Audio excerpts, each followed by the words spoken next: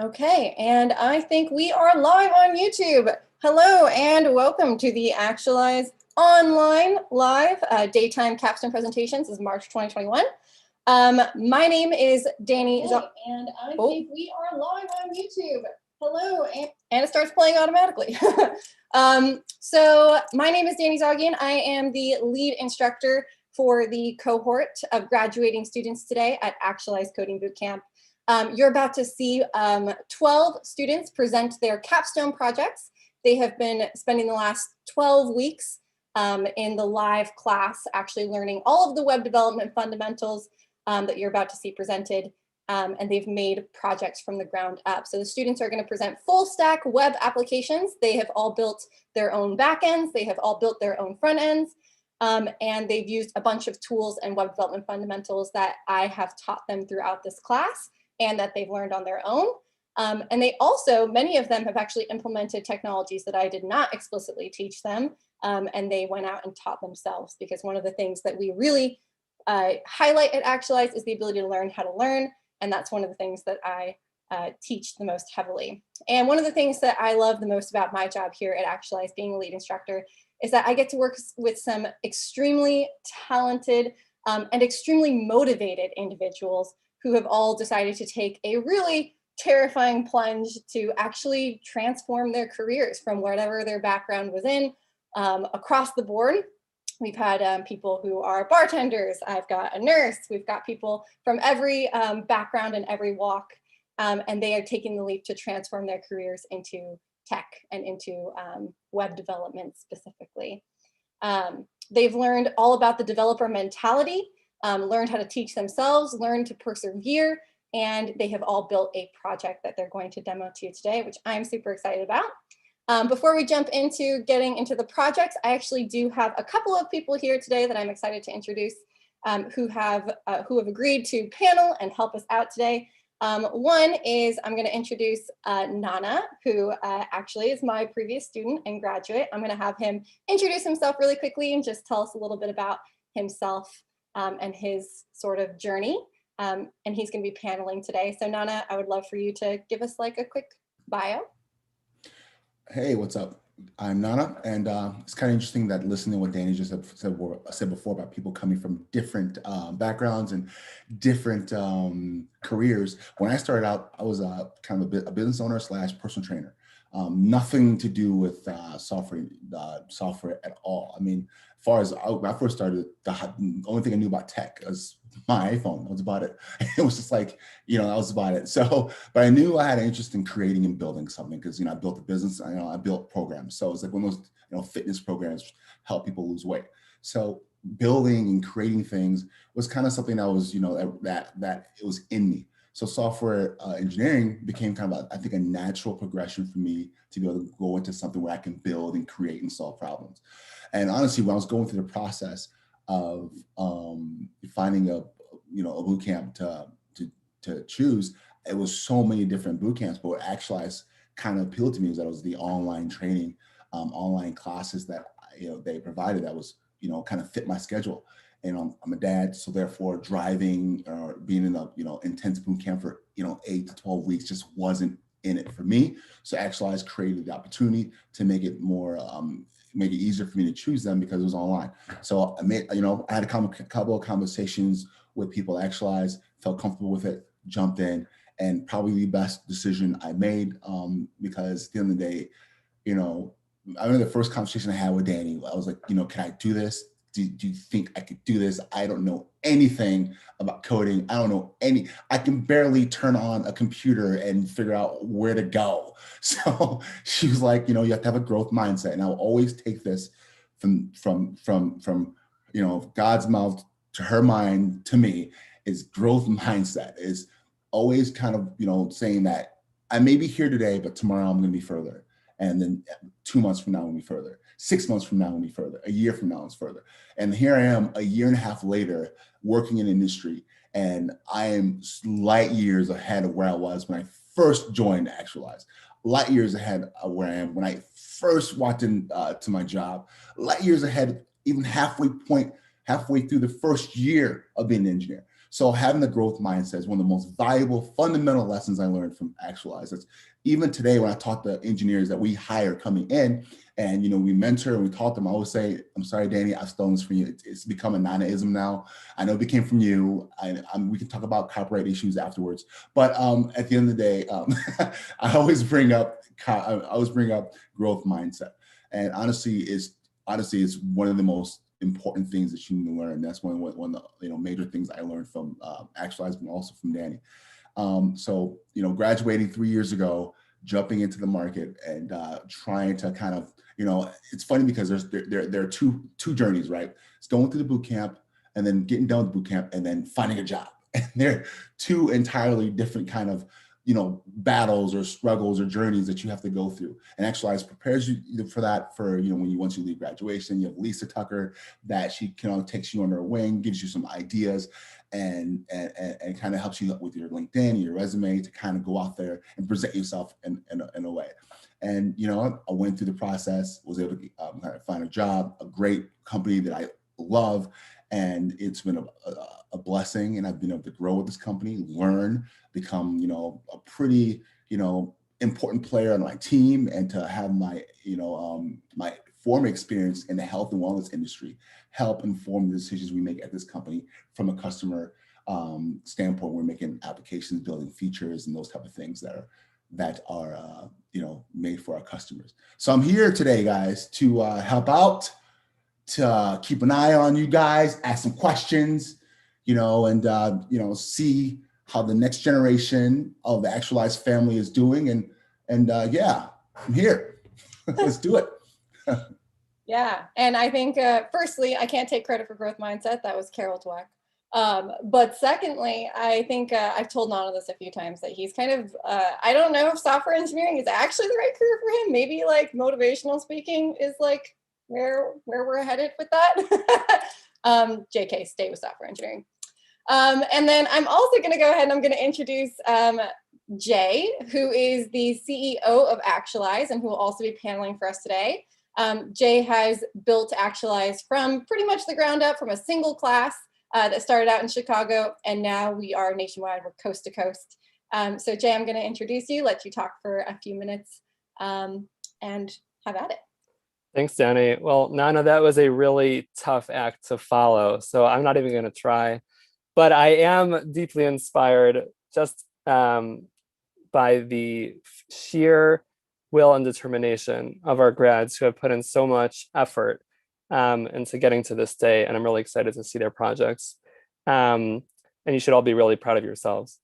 I want to just take this time to thank some of the important staff members at Actualize who have made this possible.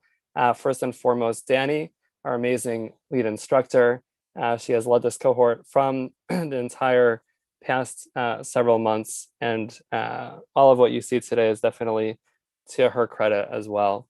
Also, to that end, I want to thank the TAs, James, Katrina, Winston, for also assisting in that regard. I want to thank our careers team, Lisa and Alex, who also are part of the process in teaching our students how to launch their careers. So that is about it. I'll let you all get started. Awesome. Thank you so much, Jay. Jay will be paneling for a few of our students later. So I'm going to go ahead and let us jump start in, kick it off. Mackenzie is going to be our very first presenter. So I will have you share your screen and show us what you've built. Thank you so much, Danny.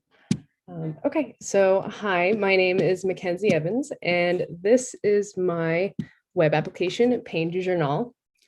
So I know the name doesn't make it abundantly clear as kind of a poor pun, but this is essentially a pain tracker app. So this project was very near and dear to my heart because as somebody who has a history of chronic pain, I was a gymnast as a kid. And then of course I went into nursing, which is not great for back pain. And now I'm going into software development, which I know a lot of people suffer back pain in this as well. So over the years of kind of struggling with various therapies, trying to make things better, I've definitely noticed that tracking my symptoms and realizing that I can have an impact on my own symptoms through various behaviors made me realize how important this was for me and how important this can be for a lot of other people who suffer from chronic pain. So when a user logs in, this is the first page they come to. This is just a landing page. So it kind of, goes over a bit more of that mission statement, the elevator pitch of what my project actually is. So I just want to point out this section here. So since this concept might be new to some people, the idea of tracking variables, tracking things that affect their pain, I kind of just put some examples here of things that people could get started with that I think, depending on what your issue is, not necessarily back pain, things that would affect, things that you could track for any issue. And then down here, just a little about me and some useful links to some research. Okay. So I'm going to skip the sign up just because it's pretty standard. I'm going to go straight to login so that you can actually see a user experience who's been using this for a while. Okay. All right. So this is the main page. This is just the standard user show page. This is where the user is going to do most of their variable creation and data tracking. But for now, I'm just going to jump right over to the journal just because it's kind of separate. So I'm not going to get into this too much. It's just a very standard, like personal journal. It does all the basic CRUD actions. So, you can create a journal entry. You can update one by clicking the read more. The only thing to really notice is just these are all organized by date. You can search by date. And then when you read more, so they're all compressed on this page. And when you click the read more, it'll take you to an edit that will show you the full entry. All right, so this is the part that I'm most excited about. This is the actual data tracking. So the idea here, and I kind of explained this in this bit of text up here, but the idea here is that, you can create variables that you think are important. So for somebody like me who has chronic pain, obviously I want to track my pain so I can see that on a scale of 0 to 10 every day. And then for me, hours slept, minutes meditated, alcohol drank, I think are all things that would definitely impact my level of pain.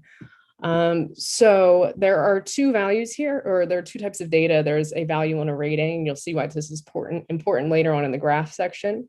But for now, a value is just the actual amount of the thing. And the rating is a number on a scale of 0 to 10 about how you feel like that rates for you. So for pain, say my pain is pretty good today, I would put in a 2, which I think is a pretty good thing. So I'll put in like an 8. So then you submit that. So you can see that the input field goes away, which is really important. And you see what you tracked for that day, because you only want to be able to track once per variable per day, because if you were able to track more than that, then it kind of really messes up that graph view that you'll see later on. And then I'll just show you, you can create whatever variable you want here. So that'll show up. You can, put in your values, and then you can also obviously delete. All right. Okay. So that's where you'll input all of your data. And then this is the part that I really am excited about. This takes you to the actual visualization of the data, which I think is going to be the most helpful to people who are trying to see patterns in their symptoms and in symptom alleviation. But basically you have your variables up here. So you can add whatever variable you want to a chart, and you see it'll pop up. And I wanted to see, you could add whatever ones you wanted in whatever order, so you could compare whatever you want to compare at whatever time. For now, I'll just add all of them so you can see them all on the graph. And then this was really cool. I was proud of this. So you can, for now, it's just a 2-week snapshot. So you can actually search the graph by any date, and you'll see any 2-week snapshot of that point. So let's see. All right, and you'll see the graph dynamically updates. And if you go down here and hover, you'll see, each of the individual variables. Okay, so the reason the rating and the value was important, as I showed you on the user show page, is that in this section where you're comparing all of the data to each other, obviously something like pain, which is a rating of 0 to 10, and then something like minutes meditated, where you could have up to 45, it kind of looked really funky on this graph for the x-axis when it was such a varied range. So I added the rating attribute so that you could really homogenize the data here. But then when you go to more info, it takes you to an individual variable show page. And this is where you can actually see that value along with that rating. So for this page, you'll see all the entries you've ever done. You can update an entry. So I'll just do the first one. So you can see that that's the point all the way to the left over here. And I'll just change it so you can see it dynamically update. Ooh, look at that. And then on here, you can also see a snapshot of any time. by putting in 2 dates.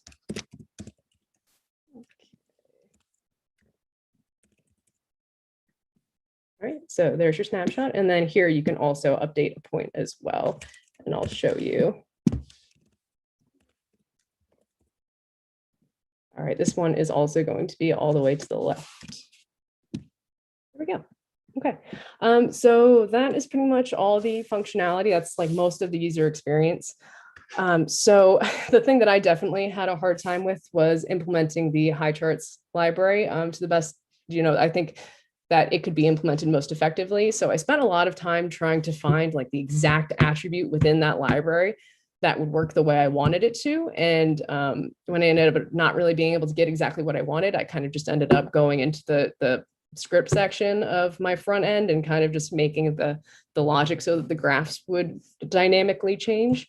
In terms of things that I would want to do for the future, I definitely want to sandbox a bit more in various libraries in terms of data visualization. I mean, now that I just actually have like users' data and they can create any variables, any ratings, it's just, or something like I could do a word map of the journals or like various statistical analysis of if their ratings are going up or down over time.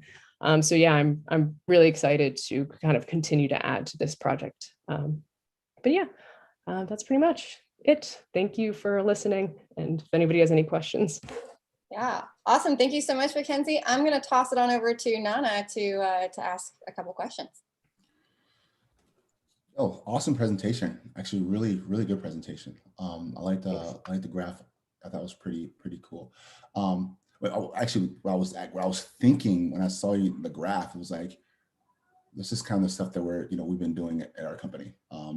This kind of stuff we've been doing with a lot of the tracking people's exercises on machines, or tracking people's usage as far as how they exercise workout completions on the app.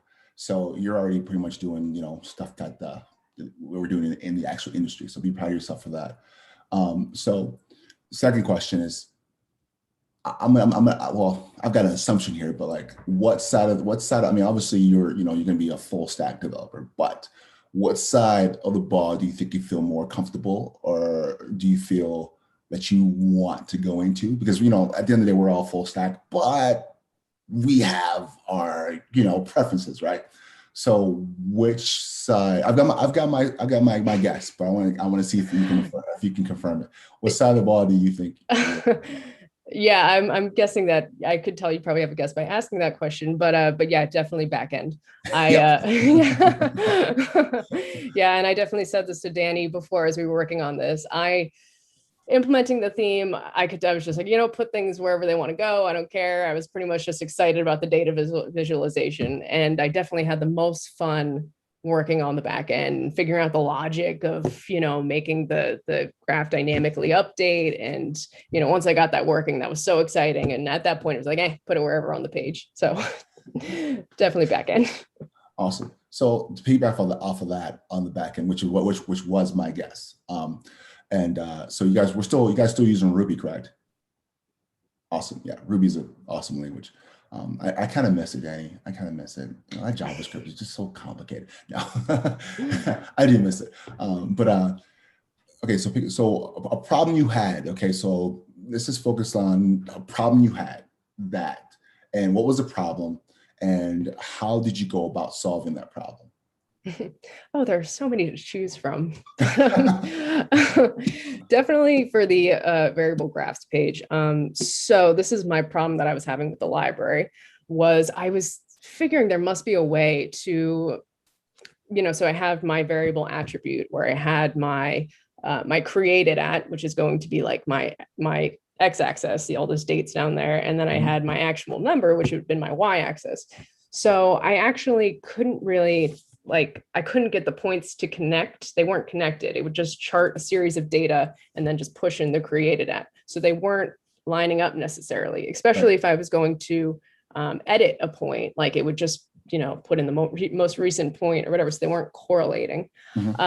So yeah, I was looking through, and the TAs were helping me so much. Everybody's helping me so much, trying to parse through the library to find the exact attribute that would say, okay, let's hook up this created at point with this, point within this one entry object. So I didn't really find it. So what I ended up doing was just really like banging it out in the JavaScript part of the front end, just kind of coming up with the logic. And I can, I guess, show you a little bit here because I am I love to see that. very proud of it. So here are a few of the methods I just ended up using to do this. So essentially what I kind of had to do was I had to find a date range. And then I had to kind of like iterate through that those range of objects for that full thing. And then I had to manually recreate the graph every time something was re-input. So I'm still charting the x-axis and the y-axis separately, but I'm just making sure that they will always be charted in the same order. So they will correlate without me actually figuring out how to get them solidly to correlate, if that makes sense. That's impressive. This is solid stuff here. Like, this is really, really solid stuff. You should be proud of yourself. Thank you. Yes. Yeah, very good stuff. Wow. Very good. Very good. Okay, Danny. I see you, Danny. I see you, Danny. Okay. All right. Awesome. Yeah, Mackenzie spent a really long time banging out the logic here, and I helped Mackenzie refine a little bit of this logic, but this is all her. So this is definitely like really solid work. Like really solid work. I'm like reading it. I'm going through. I'm like, wow, this is really solid stuff. Yeah, she definitely helped me clean up some of the insanity. I mean, it was mad scientists going on, but yes. Yeah, that is oftentimes the form that the Capstone projects take, is mad scientist. So well done to Mackenzie. Amazing work. Thanks for presenting your project. I'm going to throw it on over to our very next presenter, Nix. Go ahead and share your screen and show us what you have built.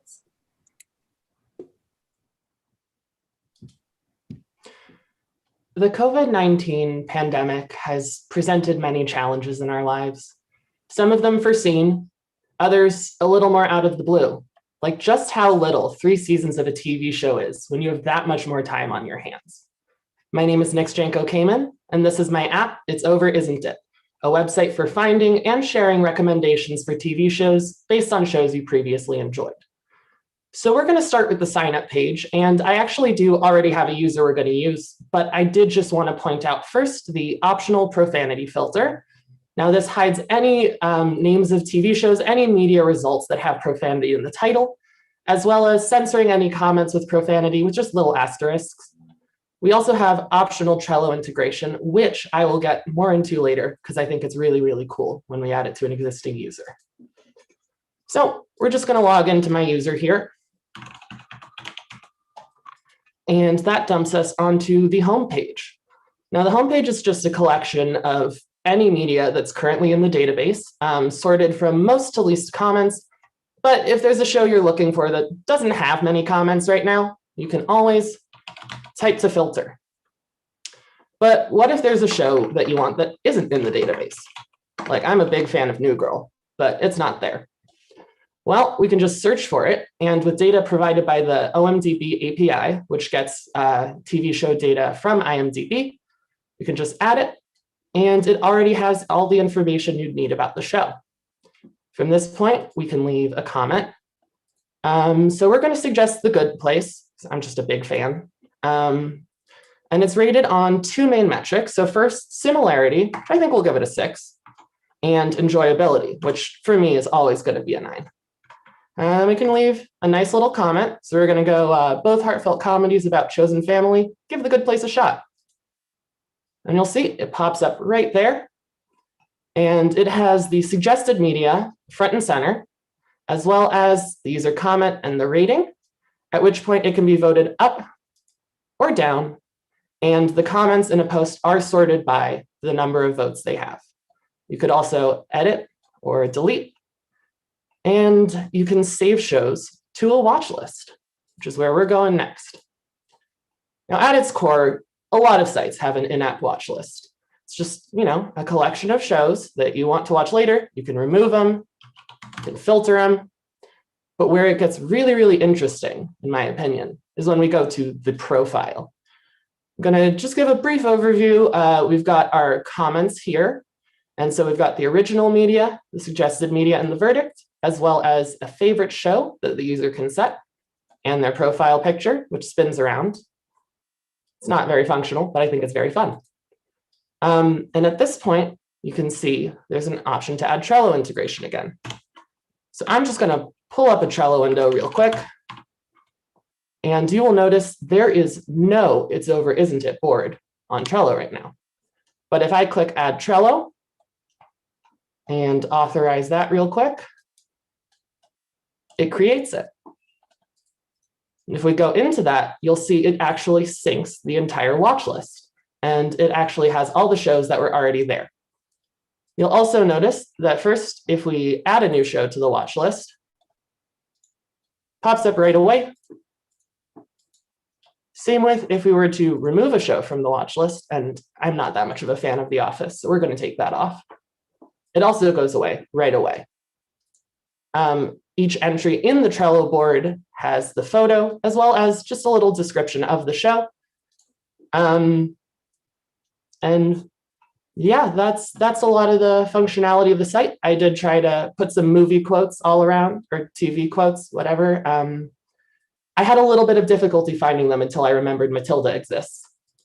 And I think the main challenges I encountered were getting the Trello integration up and running, as well as getting the voting to work, actually, because it has to dynamically patch or post depending on whether you voted and show the value already.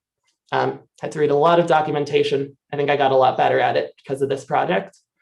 I honestly have most of the features I want. So going forwards, I think the main things I'd want to do are have it when you delete an item off the watch list in Trello. It also removes here, which I think can be done with the Trello webhook that I just didn't have time to add, as well as I just do want to refine it a little bit more visually.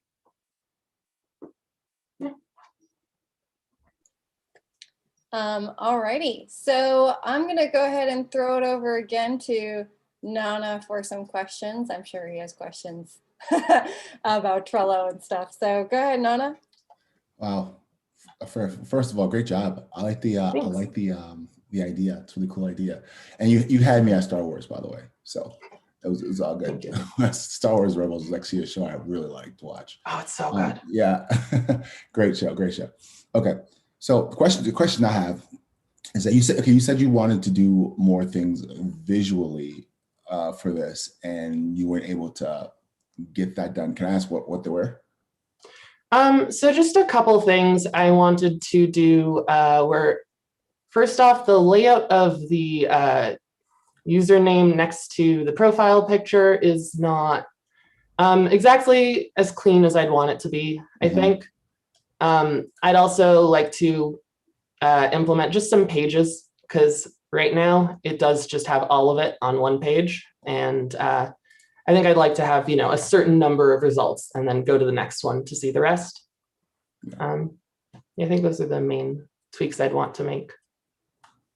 And this is something you want to continue to work on, or is it something you felt like you're just gonna, you're kind of done with? You're not gonna, It's definitely something I want to continue to work on. I don't know if this is ever a thing that I would try to actually get a lot of people to use. Yeah. But even if just for myself, I do want to work on it more and refine it more and get it how I envision it, I think. Okay. So a problem you had coding.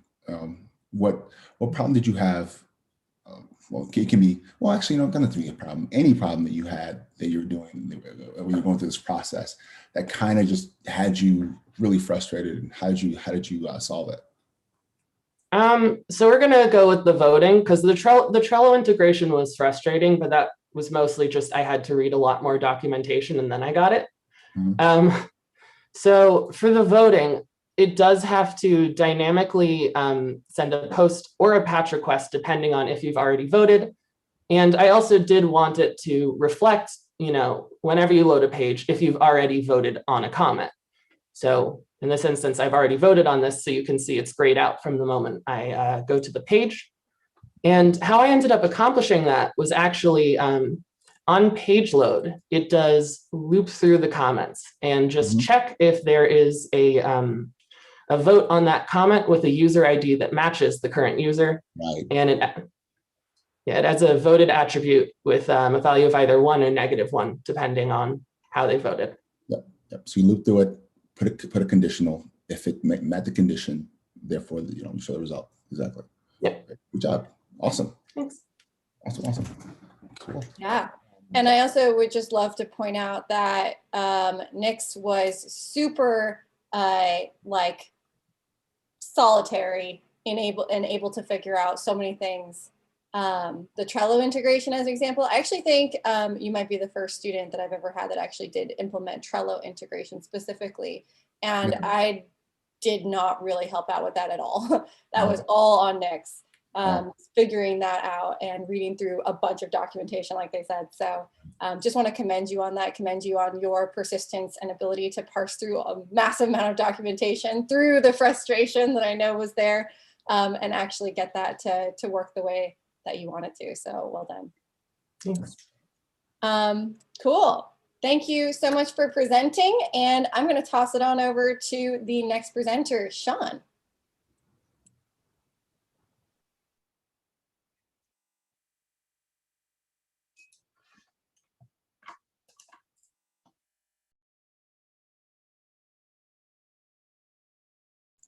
And Sean's going to unmute himself.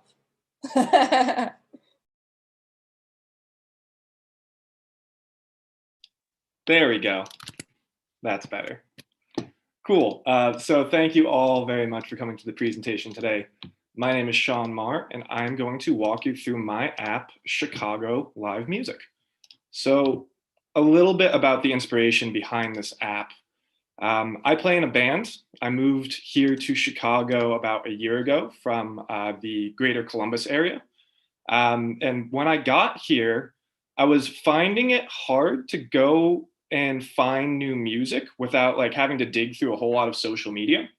Back in the day, I would just talk to my band members who were very hip and very involved in the Columbus music scene. They would show me all of the cool different venues.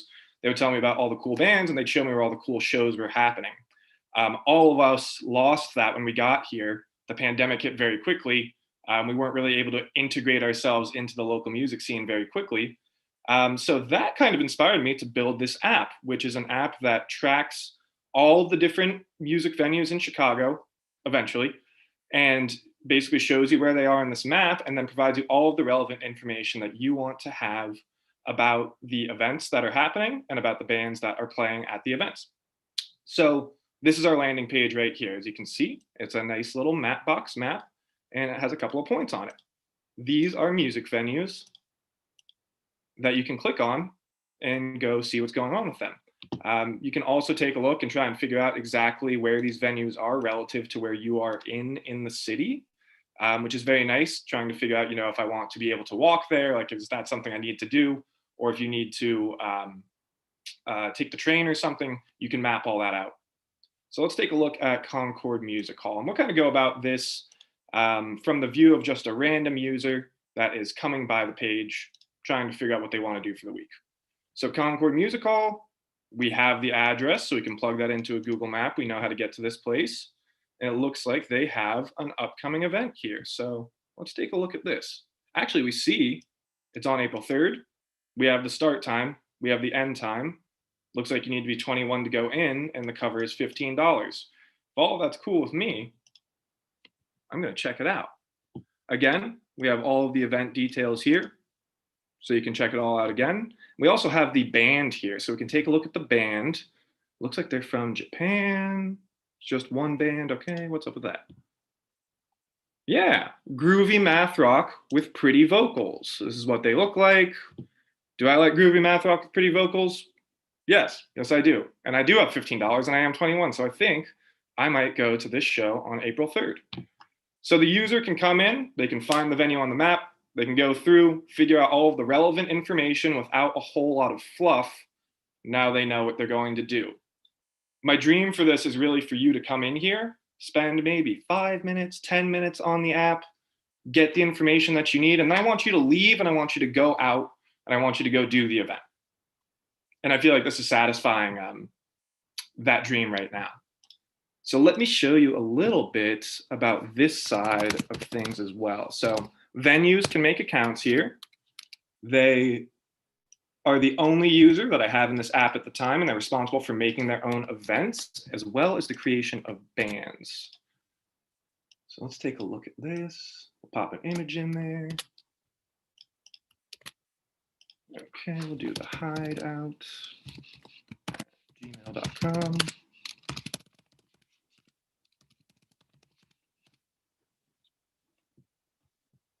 And it wants us to log in, so we'll do that. Cool, so we've made a new venue. And looking at it, little like speakeasy kind of place maybe, small venue. Cool, and we have a couple of options here. We can edit the venue, we can delete the venue, we can make a new event, and we can create a new band. So I'm actually going to create a new band real quick because I'm going to want to add them to my new event that I'm gonna make. So we'll add this in. We'll do a fish, I think they're from Burlington, Vermont maybe? And they're the jam band, cool. So we've added fish to the system. Now they're here. They don't have any upcoming events, but let's add them to one. So we'll make a new event here. So this is the new event form. You can go in here, you can make a name for your event. We'll call it Fish at the Hideout. We can pop a little image in here for the event. We'll have it be on 04/04/2021. How about that? I'll start at 10 p.m. and I'll end at 2 a.m. Age is going to be, let's do 18 plus for this one. Cover will be honestly probably like $60 to be real. And we can go down here. We can add in bands to the event. Fish doesn't usually have an opener, so we're not going to add an opener right now. But we can put them in here. Since they're the headliner, they're probably going to start at 10 p.m. They're probably going to end at 2 a.m. If there are more bands, we can adjust all of that down here. But we'll put it in anyway so the data looks nice. We'll do 2 a.m. and they will be first and they're also last. We will add that band to the event. And let's go over here and create it and see what we get. There we go, cool, new event. Fish at the Hideout, Fish is playing. We can go check out Fish and see what's going on over there. We have all of our relevant details here. We can edit the event if we want to. We can edit the bands if we want to. We can delete the event. We can add new bands if we need to and we want to add more to the event. And that is really the meat of the functionality of this app. One thing that I had immense difficulty with trying to put this thing together was trying to pass through the data and get my back end to receive it and display it in the right way, specifically the times.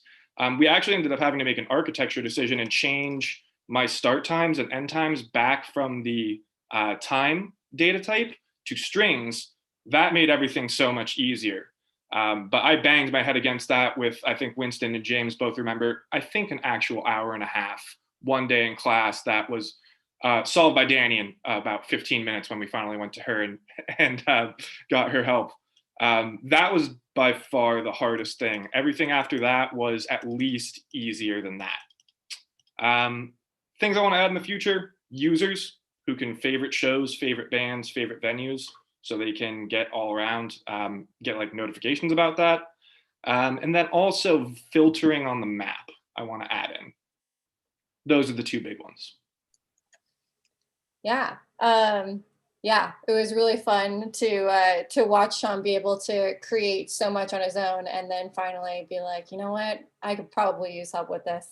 And then we were able to figure out a bunch of stuff. But Sean was a very independent worker. So congratulations on building this app. I'll pass it over to Nana for some questions.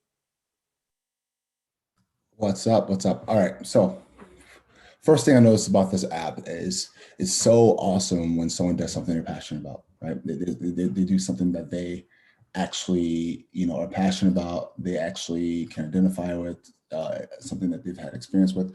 So I could just tell by the way you were talking that this is something that you felt strongly about, something you felt passionate about.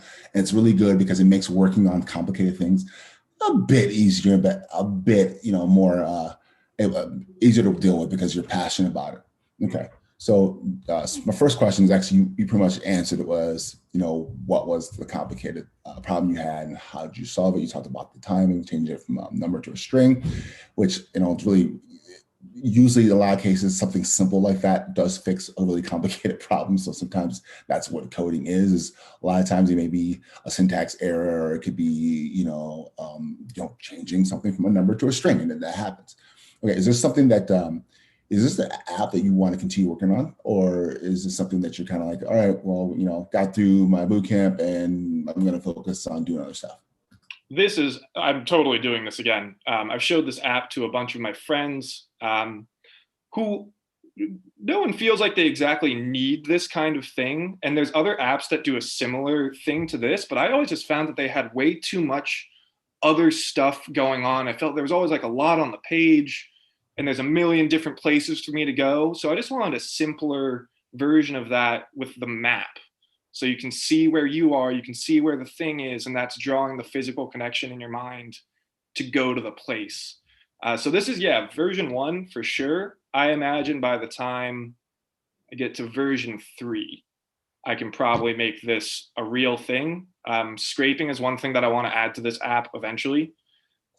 Pulling the data off of the venue's websites that can generate the bands, that can generate the events and do a lot of the heavy lifting. And then the venue doesn't need to be super involved in their creation of all of those things. They can kind of just maintain stuff and know that it's all going to feed in there as long as they're updating their website. And then that'll give me the real data too, and it'll have everything that I want. When I get that going, I think it'll be ready for the masses. The masses, okay. I hope so. Okay, no. I think it's awesome. I mean, I worked on my Capstone project for a few weeks after we did our presentation, and then I jumped on another project with a couple of people from a couple of other students, and we worked on it for a couple of months and made a couple of versions of that too. A lot of time it's, when you are okay, so there's a gap, right? Once you graduate, you do the Capstone presentation, and then a lot of times you can have that mental like pause, right? It's like, okay, we got to go to the next thing, right? The next thing is getting ready for a job. And the reason why I ask working on the Capstone projects, in a lot of ways, it keeps you in that mentality of coding and learning and growing, so that when you move into that process of interviewing for jobs and doing coding challenges and those type of things, that you're still, you're still in that mode, right? In that mode. And that's what why I asked that question about, other people, are you going to keep this a project we'll keep working on, because there are benefits to it, right? Improving your app. But I also see the other benefit, which I think is actually even more important benefit. It keeps you in that mentality of coding. It keeps you in that mentality of keeping learning and keep growing. And because, I've got people that who went to boot camps and they went to other programs, and then after they left, they stopped. And then getting that push, cranking back up, it's a little harder once you just, you complete one thing, you stop. And then you have to turn the jets back on to get back on that thing, getting that mode to interview and doing coding challenges. So it's important, to do things like this and to keep working on your app and to keep adding stuff on there, because it keeps you in that mentality, keeps you hustling. That's what I want to word. It keeps you hustling and grinding. And that's an important thing in industries. That fact of the matter is that you're going to be, up against other people, and you want to make sure that you're in that mindset, you're in that go mentality, that hustle. And plus, I think your app is a really dope idea, actually, to be honest with you. When you were telling me this, I'm like, oh, I mean, I wouldn't go see none of these bands. It's not really my style of music, but it's okay, But if you had Jay-Z on here, then we can have a conversation. But the fact of the matter is that, like, at the end of the day, it could be used for cross platforms, cross music. But like, I still think it's a viable actual product. And if you keep creating more versions of it, I mean, you never know what you can do with it. Yeah, for what it's worth, I had no intention on sharing this with anybody at the very beginning. And Danny was like, you need to make this a real app. You need to have people be able to do things on it. And since I made those changes, it has opened my mind. And now I would like people to use it. Yeah, and it doesn't matter if other people have similar ideas. I mean, there's McDonald's, there's Burger King, there's Arby's, there's Wendy's. I mean, it doesn't matter. You just create your way of doing it. And it's Coke, Pepsi, Cola, all this type of thing. So the fact of the matter, as long as you have your way, your style. And if it's, you create a situation where that the user experience is, it creates user experience that's different than the other products, you're good to go. But but at the end of the day, it's always focused on doing something you're passionate about, because it's always going to drive you to make it better and improve it and making it something that's awesome. So kudos on you for choosing this and to working as hard as you have and building it up like that and continuing to work on it, because that's only going to create positives moving forward for you. Thank you. No worries, dude. Yeah, and what Sean said was totally true. When he pitched this idea to me, Sean basically told me, I want to make something really static that just scrapes other web pages. And I forced Sean into making a project that I knew he would actually learn from. So Sean did finally agree, after I twisted his arm enough, to make something that I thought he would, learn the most by doing. And I do think he learned a lot from this, but ultimately I also know that Sean has his dream app in mind, and I'm hoping that he feels more confident that he has the skills now to actually build like the initial thing that he was really excited about. So yeah, I want to see it when when it gets to it. I'm serious. I want to see it. Yeah. Well done, Sean. Thank you so much for presenting. I'm going to throw it on over to our next presenter, David.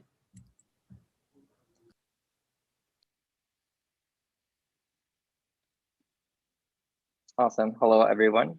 My name is David Calhoun, and for my capstone presentation today, I will be presenting Elance. I have been working as a professional dancer in the Bay Area now for a couple of years. And in those moments that I was freelancing and looking for work, I found it really hard to find resources and to kind of give me a trajectory of like where to go, what companies to find, and where to apply. So I created Elance to simplify the job search for dance artists. The title Elance plays off of the dance term Elance, which means a quick darting movement. So the job search for dance, as it is for web development and all of that sort, is very tedious. A lot of like long application processes, auditions. So I wanted Elance, the title, to allude to a quicker way to find work. For my users, we have both a dancer and an employer. We'll start with our employer. We have our basic employer sign up page, passing email and password, logging in with an employer who already has some information.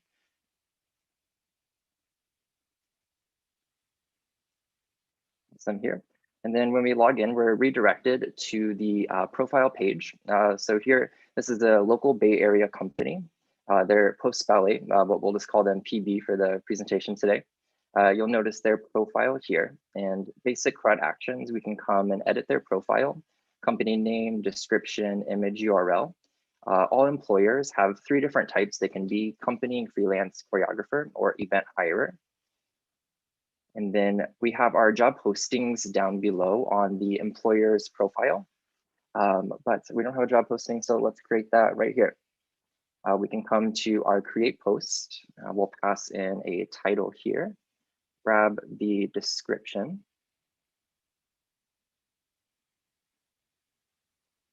Awesome. And then grab a little image URL to spice up the post here. Sweet. And then choosing a genre, they can choose between ballet, modern, contemporary, tap, and hip hop. We'll say this is in the genre of ballet. And then awesome, we create the post, which then redirects to the post index. We'll jump back into that post we just created, and we can see it displayed here. Our title, our genre. I use Moment.js library to make the created at date a little bit more user-friendly. Yes, basic CRUD actions, you can edit that post. And then we'll now see in the employer's profile page that job posting is listed below. And we can follow that link right over there. Awesome. So that kind of wraps up the employer. And with our dancer, that same sort of sign up create action, we can pass email and password confirmation.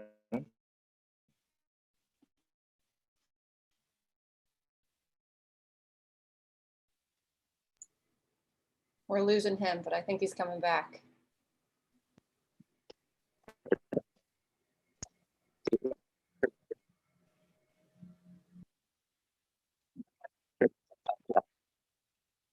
Hello, am I back? Am I back? I think Okay. you're back. I believe so. Awesome, great. For dancer login, I have a dancer here. Her name is Mia Chong, who is also a local Bay Area artist, a really good friend of mine. And then upon login, we're directed to the dancer's profile page. Just some basic user information, all here. And basic CRUD actions, edit profile. We can pass first name, last name, or about. For the resume, I use a file uploading. Initially, I used Carrier Wave, but found some problems using that library. So I then switched to Cloudinary, and success, it worked. We can use a file uploader here. And yes, and you'll notice here in the YouTube URL, it's a watch link. I found a method on Stack Overflow where it converted a watch link to an embedded link. And then that method here returns that embedded. And then you'll notice here this iframe, that's what displays the YouTube thumbnail on the dancer's profile. And then that source there, I can plug in the embedded. And if we jump back over here to the profile, we can see that the YouTube video plays. And I feel like I did a good job encompassing sort of what employers look for in a dancer on the dancer's profile page here. Mia doing her thing, dancing beautifully. And then we can see that the Cloudinary file uploader takes us to this Cloudinary. We can see the dancer's resume here. It has a pretty fabulous resume. And awesome. Hopping back over to some index pages, Mia can browse job postings. Using View To filters, she can check out any posts with the genre of ballet, and we can see both of those here. Kind of hopping back over, she can browse through, see any job postings she's interested in. We see this one, she's looking at PB. Oh, and we can see it was posted March 26th.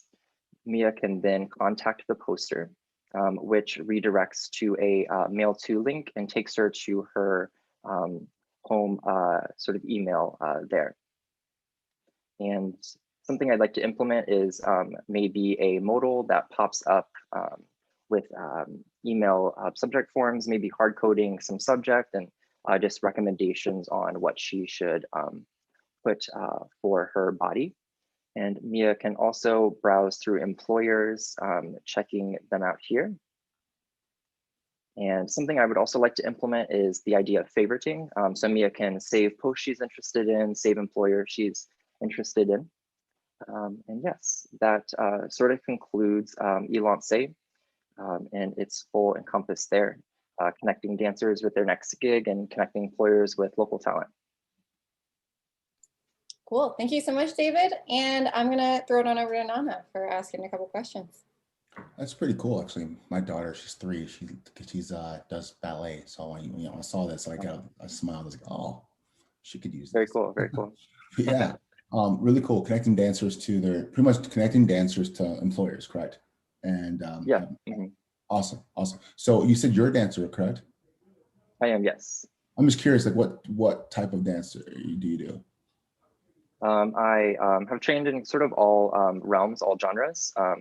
Currently laid off with ODC Dance, which is a contemporary dance company here in the Bay Area due to COVID and all of that good stuff. So yeah, but mostly contemporary right now. Okay. Well, I've actually got another question after that. So coming from the dance world to development, what was the biggest challenge? First of all, how did you come to that decision, number one? Number two, what was the biggest mental hurdle you had to go through from kind of going from dance, which is something totally different, to software developing? Yeah, definitely. Being laid off is never fun for anybody in any Right. career. And I found myself getting a little stagnant and a little complacent just with my day-to-day laid off life. So I started to research sort of like top fields or top careers in the US right now, and led myself to development. And then sort of like you with your personal training background and everything, and like sort of creating structures with workout programs. I also teach yoga and I choreograph. So just needing something to stimulate that sort of creative self with a more technological field that I've always been interested in getting into. So that's kind of how I crossed over. And I would say the hardest hurdle in sort of the bootcamp or just in development in general is kind of just being stagnant at a computer and really focusing on technology to do the craft. I'm so used to the physicality and like using my own body to, you know, develop some things. So I think that was sort of a hurdle, but definitely very enjoyable, a nice way to broaden my horizons. Yeah, I still have that kind of hurdle, you know what I mean? Like being someone that's spent so many years being involved in something more physical and then toning it way back to being, you know, in front of a computer and working on solving problems. But, you know, it does stimulate that creative juices a lot. And you're going to get a lot of wins that are going to make you feel like freaking Superman, you know, when you get them done. So yeah, so it's definitely, I mean, when I first started, I did have that kind of apprehension mentally. Is it going to give me that same type of like, in those endorphins, you know how it is, you know, when you're out there performing and you're in front of a crowd and it's like, you know, whatever, you get kind of the high, right? But you get it in this too, you know, you get in this too. It's just different. Yeah. It's different. So for sure. Yeah. I've experienced that that's Superman feeling where it's, oh, this worked, you know, I got this video just right here, updating my computer yesterday, took this away with Prettier and everything. Danny saved the day and helped. And yeah, that Superman feeling was, you know, always there. Yeah. And don't ever forget that your experience, your past experience is a plus. It's something that you can also use to help, you know, market yourself and promote yourself as a, you know, as an applicant of any company, you know, and use that as something that as a driver, you know, because there's so many different companies. I mean, dude, there are millions of companies. I mean, pretty much every company is a company / pseudo online tech company, whether they like it or not, because they're going to have to sell and market to people online. So therefore, they're going to need, you know, people to do those things, correct? So they're going to, you know, need people. So at the end of the day, you know, I like the fact that you're embracing that. I like the fact that you're using that and you're using your passion and kind of combining it into the development world, and you kind of merge them together. What I'm trying to say is, don't lose that. Keep that. That's a plus. That's a distinct advantage you're going to have, because you can speak to things and have experiences that other people don't. You know what I'm saying? So, I mean, your app is awesome. And at the end of the day, I mean, I think it's a great idea. I think it's designed well. I think it's cool. Or you want to, you know, the only question I have as far as that, was this something you would like to link, you know, integrate with LinkedIn, Facebook, or something like that at all? Ideas so you can kind of broaden your net of, you know, to people, because people look for, you know, gigs online when it comes to, you know, Instagram or LinkedIn or Facebook. So is this something potential that you can add on to that in the future if you continue to work on this app? Yeah, most definitely. Yeah, I'd love to see it in production one day, as this is definitely something I'd love to use. And yeah, sort of integrating a Facebook so users can access it more easily and connect to their profiles. And maybe adding like a geocoder gem and all of that, so it's more location, so it can broaden throughout the country, the world. Yeah. Cool. That's all I got, man. But good job, man. Thank you. Thanks. Awesome. Yeah. Thank you so much, David, for presenting. Yeah, I remember when David pitched me this idea, and I we pitched multiple ideas as capstone projects, and there was no contest. It had to be this. So I think it came together so well. So congrats to you, David. All righty. And I'm going to throw it on over to our next presenter. And I'm also we're going to actually swap panelists here, and Jay's going to be paneling for the next few students here. And I'm going to force Jay to keep it shorter for time's sake. So I'm going to go ahead and throw it on over to Antonio. Antonio, why don't you go ahead and share your screen and present your project for us? Thank you, Danny.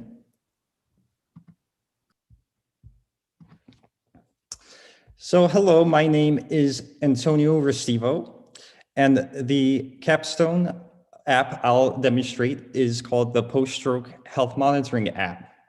What inspired me to make this application comes from my experience of watching over my mom for 6 years. She had a hemorrhagic stroke 6 years ago due to hypertension.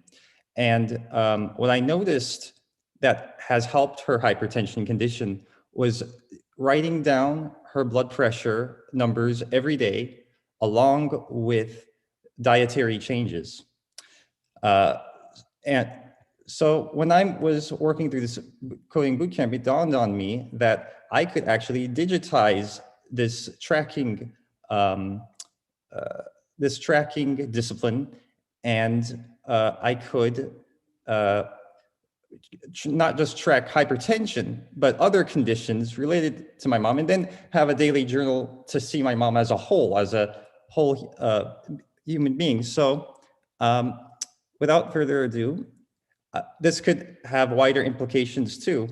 I feel like this could help others. So without further ado, I'll just quickly demonstrate the sign up function. Here, I'm just going to type in a random user. So it could be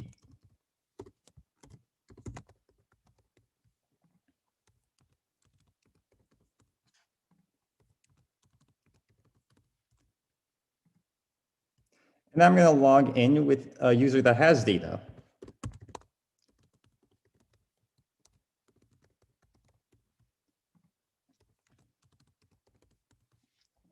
This will take you to the user profile page. It is just an email for now, and I'll show the update user functionality. Here you could update anything about the email or the password. You may also choose to, if you don't like the app, delete it, but then it'll delete all the patient conditions you recorded and all your daily journals that you've recorded as well. And I will begin by showing the patient conditions page. This is some conditions of my mom that relate to the stroke. And what patient conditions are is that they track individual conditions related to stroke. For example, my mom has a dropped shoulder, so we record that. Fingernail fungus is here too, and we see over here, and ataxia is over here. So with each condition, this is the conditions index page, so this doesn't show everything about the condition. And why recording conditions are important, as I will show the application, is because we want to see if one thing improves from a treatment plan or if it does not improve from a treatment plan. So we have a treatment retrospect as to how things have worked. So I have a background in classical Chinese medicine. I had to stop studying for my master because of the pandemic, but I've done different treatment protocols on her over the weeks. So in my treatment retrospect, I could tell that whether one part of a treatment works, and then I say that, for example, ataxia, which means like immobility, but it's not paralysis.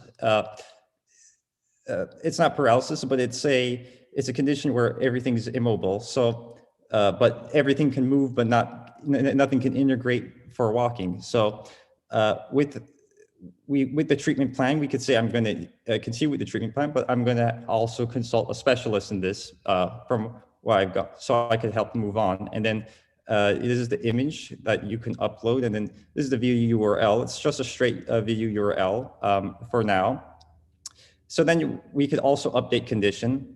Need support is a Boolean. So you could check this if you feel like, oh, I need to find another practitioner of this application. And then you can also delete a condition if it's not a condition anymore. And I'm going to try saying,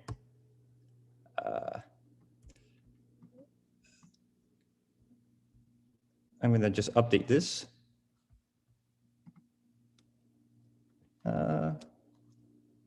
Well, I can't think of anything, but so I'll just update, but the condition would change. So I'll also go to the journals page. So the journals page is to see I could show you the create new, just to demonstrate the create new condition index. I'll also show like, how you could add data to an index. So inability to walk is a condition.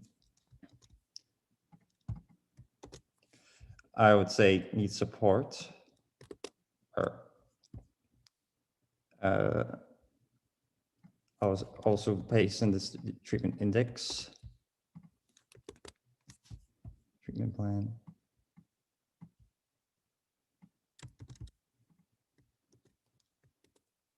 This all helps facilitate the intuition of the user and video URL. And with conditions, I do not intend this to be for like daily tracking like journals. So this is like the new condition. I don't know why it's not showing the image URL here, but it did that last time. So I'll go to journals. So journals are intended for daily tracking. And here I have the blood pressure here. So I could see what's happening with the daily health routine, the daily description. Like today, she liked to watch a lot of movies, and the blood pressure annotations indicates like what could have been raising the blood pressure for that moment and not, and no, and then a picture of the day and what of everything. And I also have an image of the tongue, because this is for holistic practitioners of Chinese medicine. They would like to see what prescription would be best for the tongue in that condition. And I'll wrap this up by saying that I would, to add more to this app, I would use Cloudinary to allow for image upload direct to hard drive and video upload direct to hard drive, as well as having an archive of updates. So you could see what the past update, what you've done in the past and what you've done in the future. And so it's not just lost when you just update a condition. And I would also make it mobile friendly, because like my older sister requested that she would want to use this for herself, for her tracking, but she adds a lot of physical therapy modalities for her, and she is very great with taking care of my mom. And that is basically it for my app. Awesome. Thanks, Antonio. I'm going to throw it on over actually to Jay to ask some questions. Yeah, this is a very meaningful app, Antonio, and my empathy goes out to you for your mom's condition. It seems like this can really help track things that hopefully she'll find the proper treatment. A couple of questions. So this is really cool. You have definitely multiple features here with the conditions and the journals.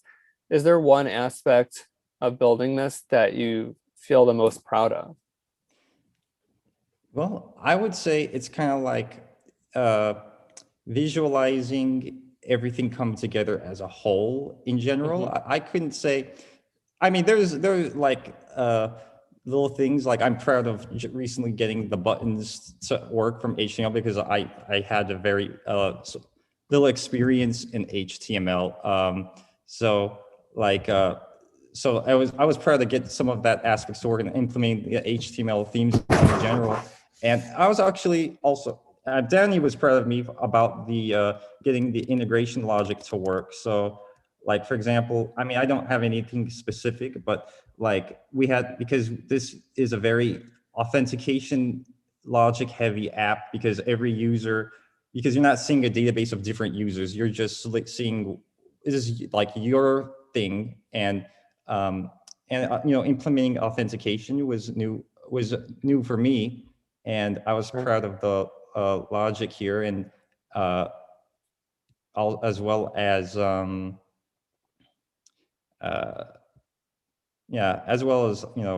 like when to render partials and things like that. So I hope that answers your question. Yeah, That's, it does. And authorization is often a tricky thing. Right. Making sure that people only see the things that they're entitled to see, and not some other family's journal, which can, I mean, we find that these things that even at major technology companies, there are these slip ups every day, it seems, and where people can access data that doesn't belong to them. So cool that you were able to get that. What would you say is, was there anything that surprised you when you made this app? It's part of the process or something that you didn't expect? I think everything like flowed pretty well, especially by the last month of the bootcamp. Everything started to make itself. Any surprises? I would say, I mean, I was just surprised about how beautiful everyone else's capstone looked. And it was like, oh man, I wish I really got my teeth together in making my app look just a little bit more beautiful. But I mean, but I would say it does look beautiful. I think you. Oh, okay. I think it really came together. I think Yeah. there's some really nice aspects to it. Right, but nothing coding related or very specific. But I am. I think it was kind of like maybe the surprise was visualizing how everything would come together. But I mean, that's basically all I could say about that. Sure. I mean, often when you're in the weeds and building all the individual components, it could be a little bit of a, I don't know if surprise is the right word, but like all of a sudden, like, oh man, this all came together. Right. It's all working seamlessly. So that definitely makes a lot of sense. This is a fantastic app, Antonio. You should be really proud. It's great. Thank you. Awesome. Thank you so much, Antonio. And yeah, I think that answer really speaks to Antonio's pure character, saying something nice about everybody else. Really heartfelt. So I'm going to throw it on over to our next presenter, Rebecca.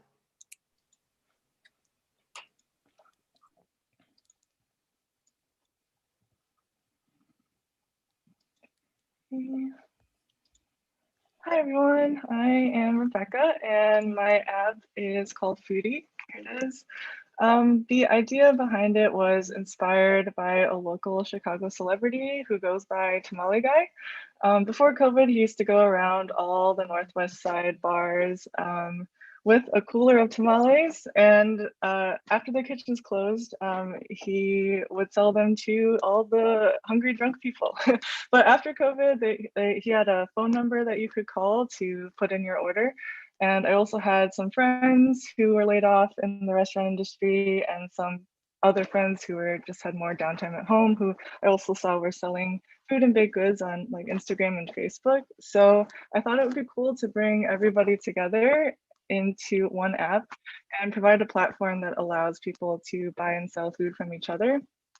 Since most food ordering apps out there right now only allow you to buy from restaurants, that trends.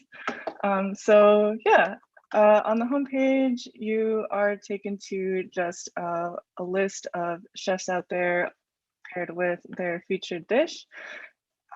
And you could filter by cuisine and dietary restrictions. That'll just like refine it a little bit. And you could also filter by a day that the chefs are available to accept orders.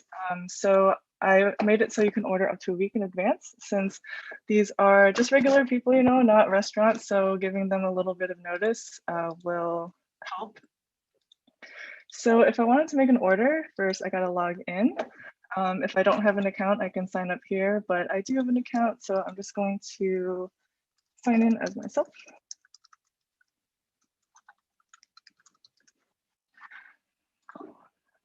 And I'm feeling something sweet today, so I'm gonna go look for baked goods, and Emmett's brownies look really awesome.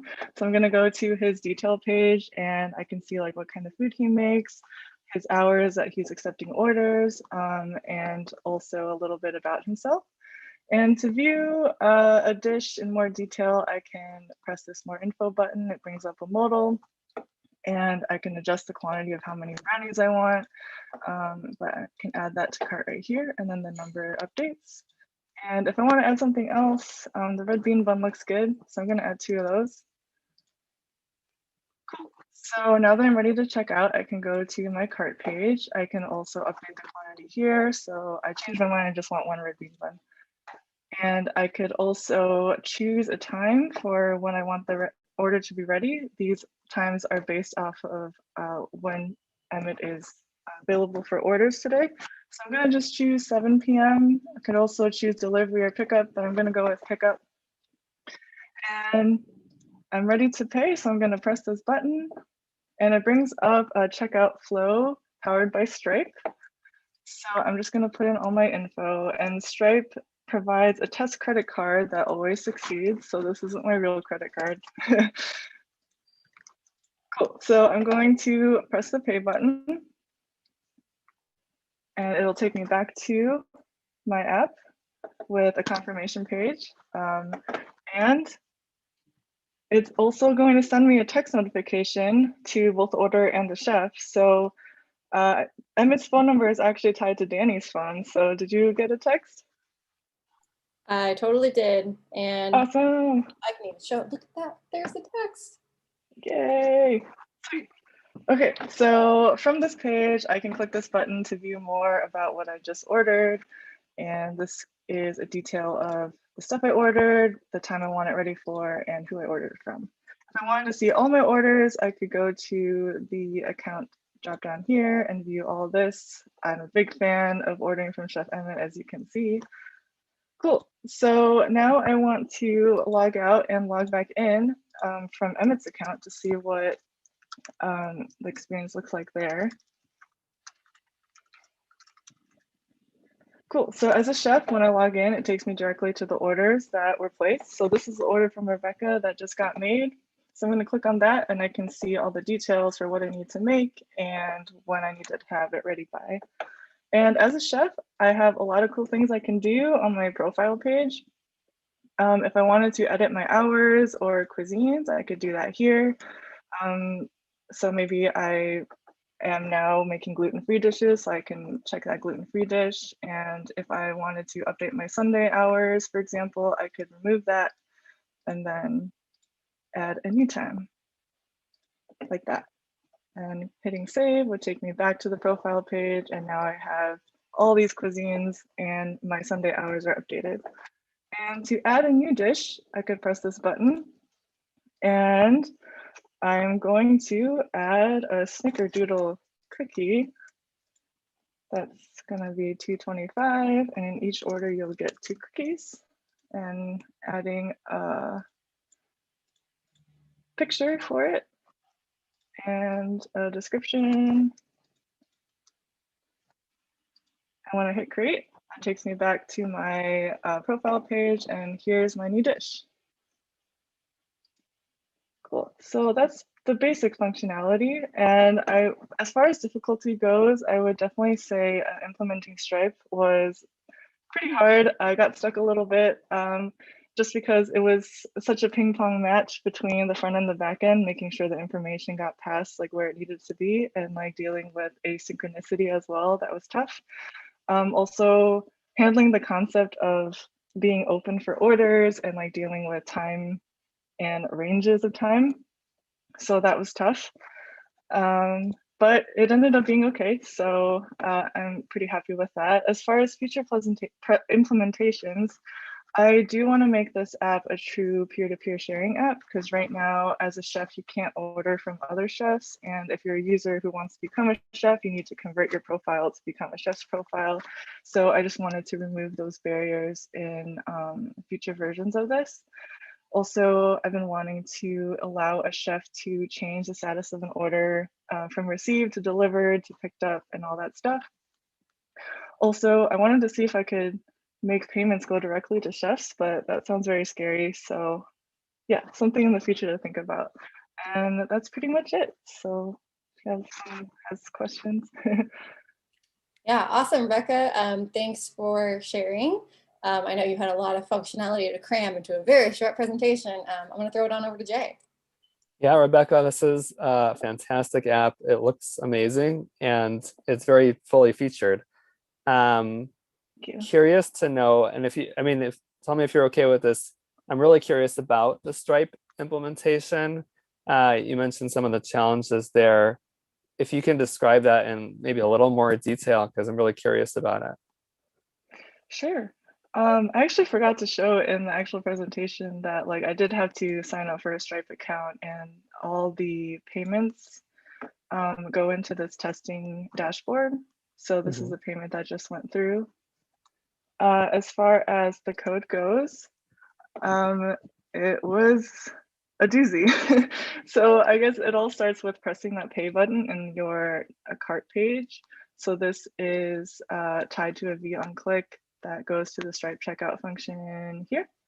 And that gathers some params about the order. It makes a new Stripe instance, and it makes a post request to the back end to my checkout method. And it actually creates a Stripe session with some parameters like what I'm ordering, how much it is, some URLs, redirect URLs if you cancel the order or if it's successful. And that returns a session ID for this the Stripe checkout page you see, and that gets returned back to the front end right here. And then that ID is used to actually redirect to that page. And once it's successful, because of the success URL here, it redirects to a front end route. We didn't have the choice to do a back end route, so that goes to the front end order to create, which does not have a UI. We're only using it for this created functionality. And this makes another request to the back end to actually create the order, because we didn't want to create the order, you know, before payment went through. Yeah. So this actually takes, yeah. No, I'm sorry. Keep going. Keep going. Okay. Yeah, so this actually creates the order and saves it. And if it's saved, it sends the SMS, which I use the Twilio API for that. This is where I set the messages and all that.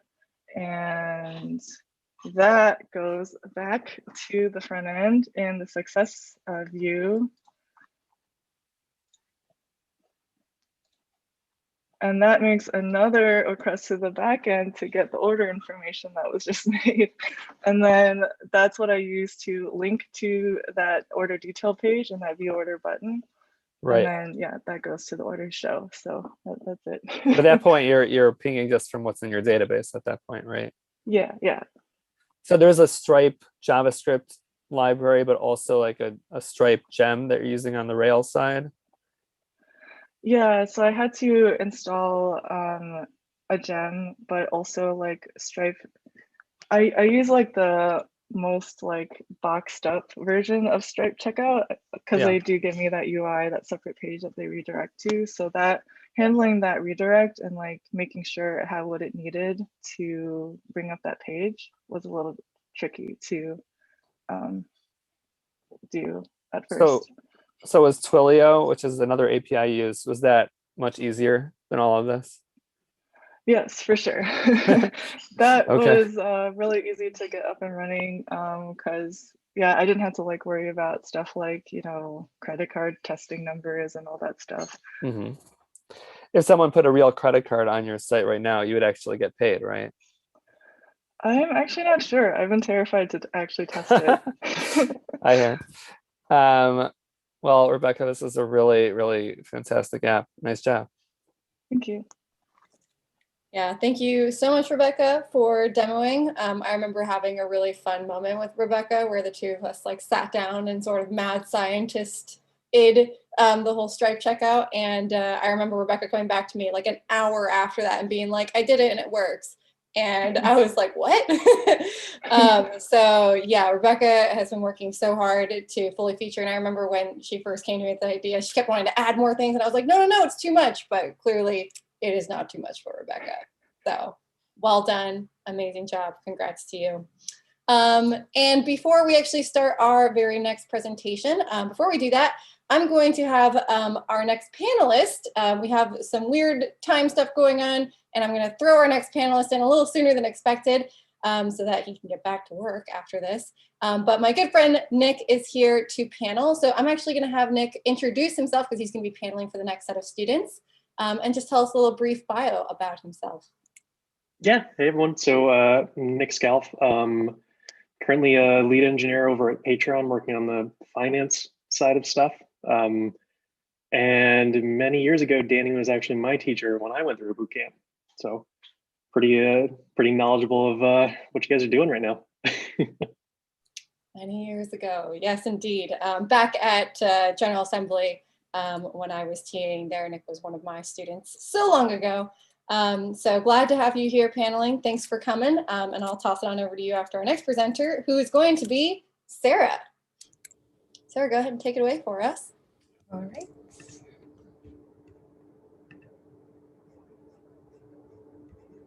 Okay.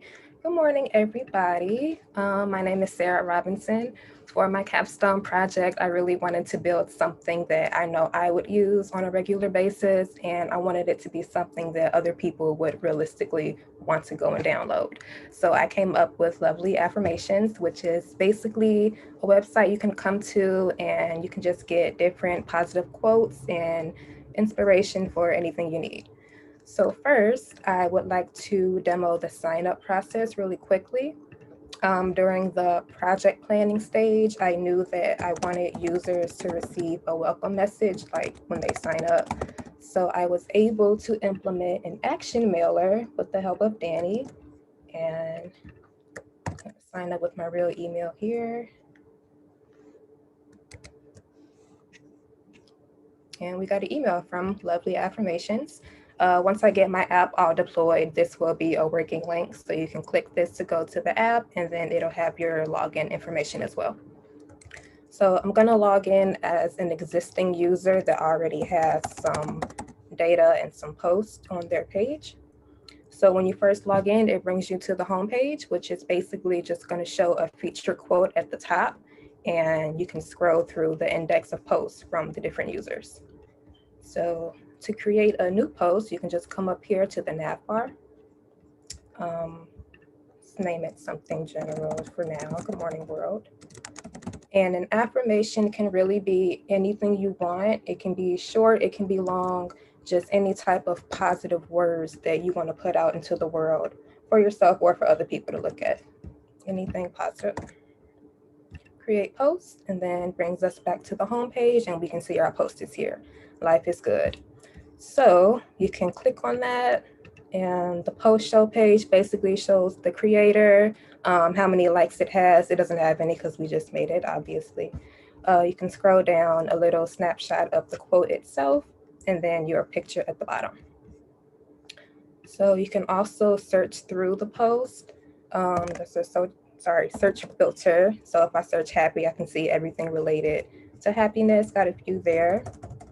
Right now, we're all going through the process of transitioning out of the boot camp and into finding a job. So maybe I want to search that, and I need some inspiration in that area.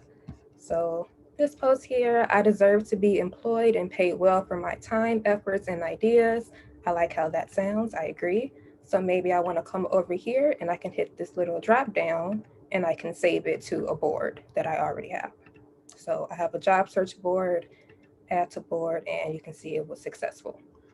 So at the bottom of each post show page, there will be a link to the creator of that post. So this is by Carrie, so I can go and visit her profile, and it just has a little picture of their email, and then you can see everything that they have created, her posts and her boards. So here I noticed she also has a board about career or job inspiration. So maybe I want to check that out. You can hit see more, and then that'll again just show you everything that she has saved to this collection. So we already have this post here, but maybe I want to check this one out. So you can click here. Persistence, I will remain focused on my goals, etc. That all sounds good. So I want to save that too to my job search. And maybe if I think this applies to something else, I can pick another board and I can save it to my Stay Strong board, because maybe that has something to do with strength too. I don't know. If you hit add to board, it'll give you a little message post that's already in there, so you won't get any duplicates. Moving on, I will show you the idea of a board, what it is, how to create one, etc. So this is pretty similar to the home page with all the posts. These are just the boards created by the users. So maybe I just want to make a general search like positivity. And I see there's a board here called Seeking High Vibrations, and the description is whenever some positivity is needed. That sounds good. So I want to click here, and then same idea, it'll show you everything this user has saved to that board. It's a post called Anxiety Release. So I'm going to click on that because I deal with anxiety every day, as I'm sure a few of us do. So maybe I want to save that. And if I come here to my boards, I don't really have a board that I think this will fit under. Maybe Stay Strong, but I think I already have it in there. I do. So what you can do, you can hit this button here, create a new board. And for now, I'll just title it Positivity. And then the collective theme. So whatever this board is going to be about, that's just what you're going to put here. So I'll just say general uplifting.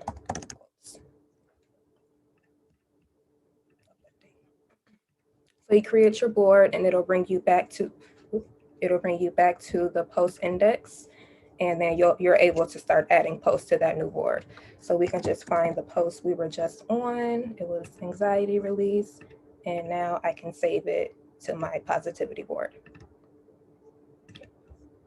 What else? You can also come to your own profile, and then you can see everything you created yourself. So if I want to edit my board, I can just hit see more. Here's a board I called Don't Stop Believing, cute song. Quotes to give me a confidence boost when I'm feeling down. If I want to edit this, I can just hit that and use these little buttons to remove a post.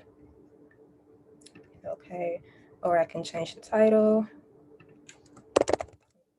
Exclamation points to there, and save changes, and you can see everything's been updated.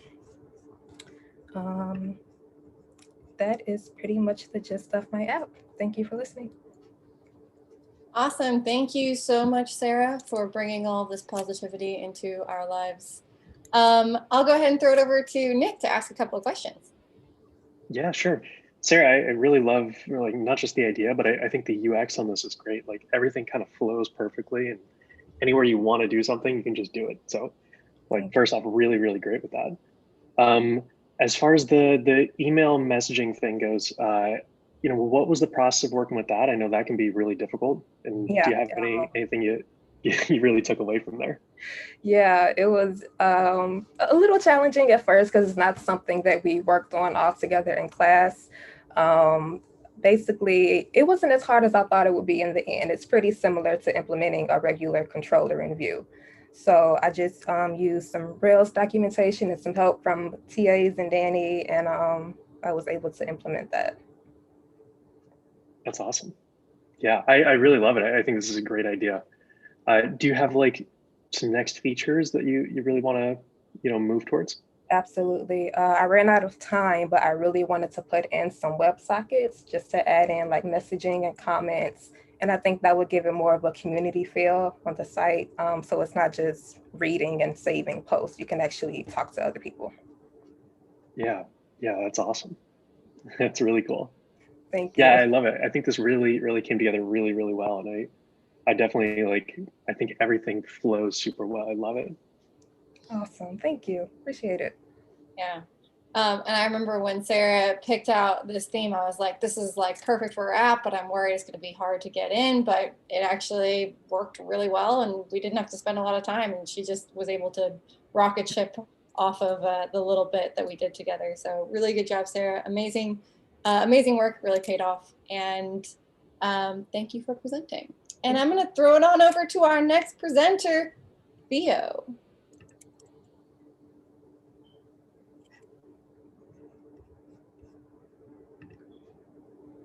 Hi, my name is Theo. I'm a humble web developer and data science enthusiast, but that's only my day job. At night, I'm a tabletop role-playing enthusiast and Dungeons & Dragons game master. For anyone that doesn't really know about D&D, it's a tabletop role-playing game where you and your friends build a world together, and you get to interact with that world. What I've always loved about this whole process is that it provides many opportunities to bond and a lot of enjoyable experiences. The only issue is that it takes a long time to set up these games, and that learning curve can be a really big challenge. So what I've decided to do with my newfound web development skills was create a Dungeons and Dragons leveling guide called the Dungeon Master Leveling. Officially, the Dungeon Master Leveling Guide is a category-based article repository, collecting hundreds of popular articles from the web and posting them into various categories. As we can see here, each of the articles are separated into 6 different categories, each of them based on a skill that a dungeon master would need to learn, such as running combat or organizing the table scheduling. There's a lot of hats the DMs have to wear. So we'll go ahead and take a look at the article page. Here is the article show page, and it has just all the article information, such as upvotes and the source of information. If one wants to, one can actually become a user on the site.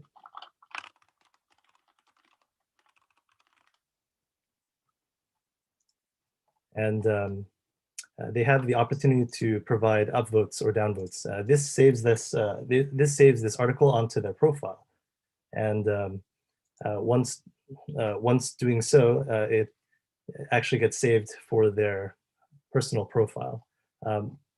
And you can actually click on the image, and it'll send them to a link with all of the. It sends them to the link with the actual article. Users can also provide messages and information to other users. For example,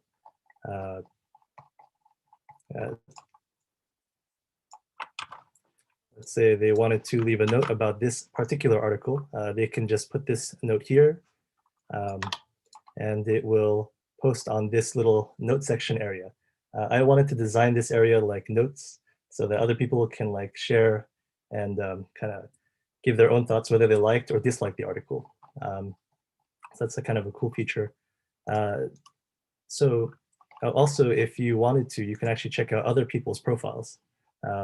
So this is actually this is the current user's profile, but we can actually go to another person's profile and maybe see their experiences and their personal favorite articles.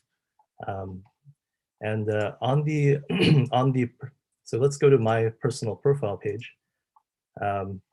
So here I have just a list of all of the articles that I thought were cool. But let's just say there are just too many for me to find my article of choice. I can actually sort them by category. So it'll kind of truncate the list of articles to what I want to look at by category. And if I want to, I can actually sort them by score, title, or source, and actually reverse them if I need to. If I need to find a specific thing, I just type in the title, or if I really like someone in particular, I can type in the source. The cool aspect about this is that this repository not only accepts articles online, but it also takes in videos, as well as if the user wants to share their own information online, but they don't actually have a platform to do so, they can actually type in an entire article into the body field, and that'll be their platform. So we'll go ahead and add a new video.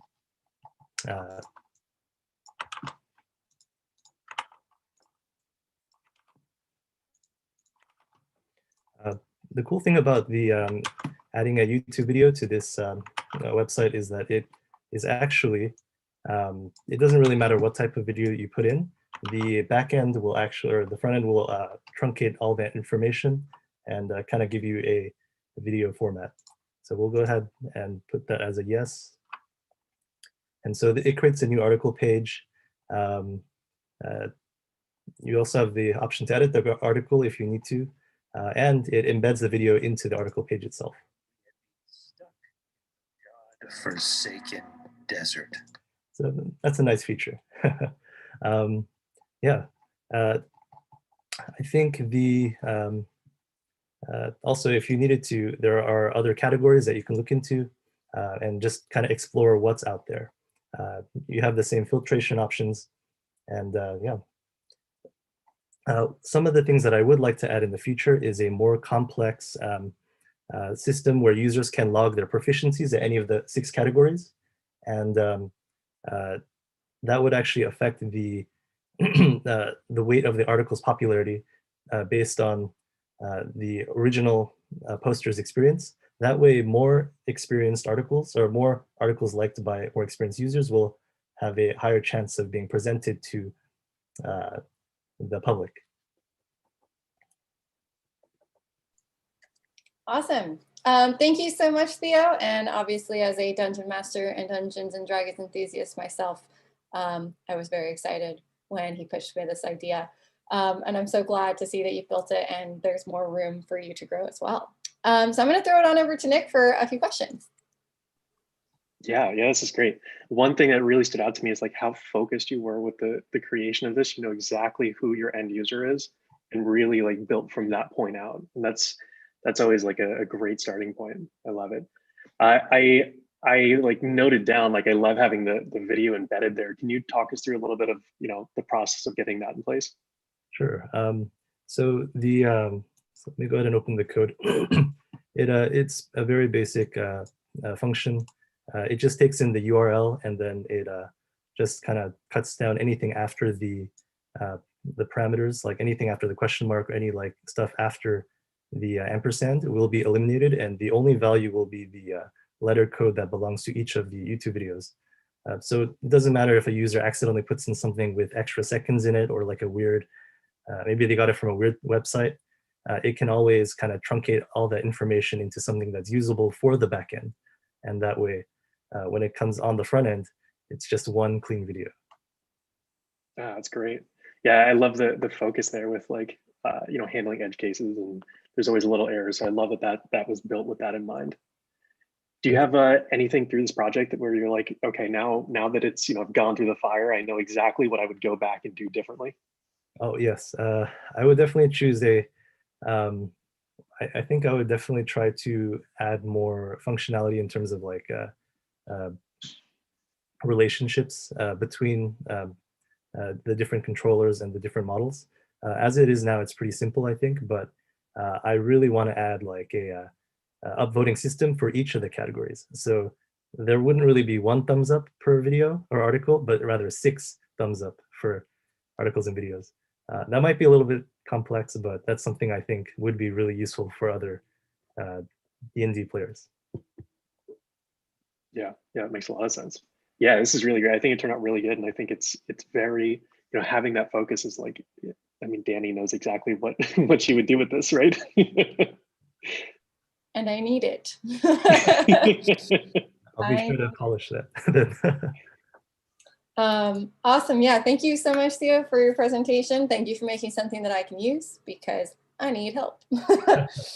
Alrighty, and I'm also going to throw it over to our next presenter, Chris.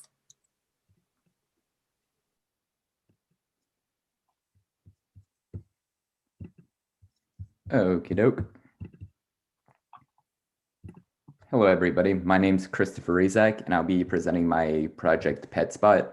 The reason I made PetSpot is I wanted there to be a social media platform where you could just check out cute pets, see like their posts, their adventures, what they're up to.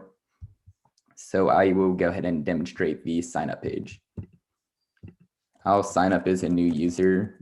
I'll use a Casey because she has a very cute dog, Walnut, that she said I could use as a pet profile.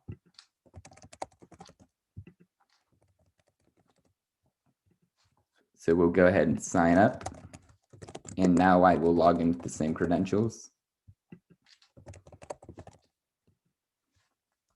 Awesome. So upon logging in, you'll come across a pets index, and this is the big meat and potatoes of the project.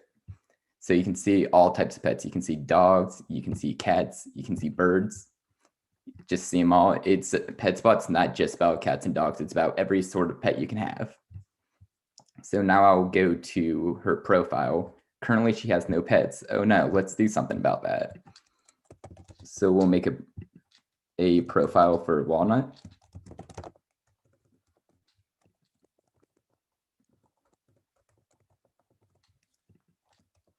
Just the cute corgi.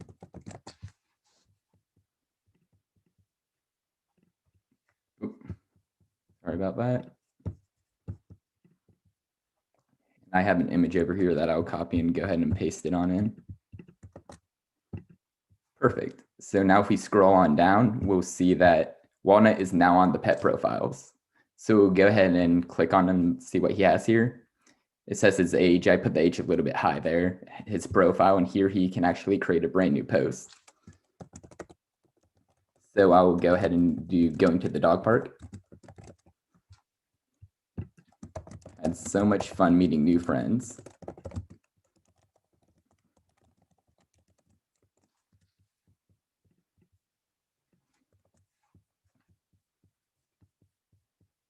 And I'll go ahead and copy in that image URL and create the post. And if I go back to post, this is where all their adventures are. So you can see Snow Day Fun from Tucker right here.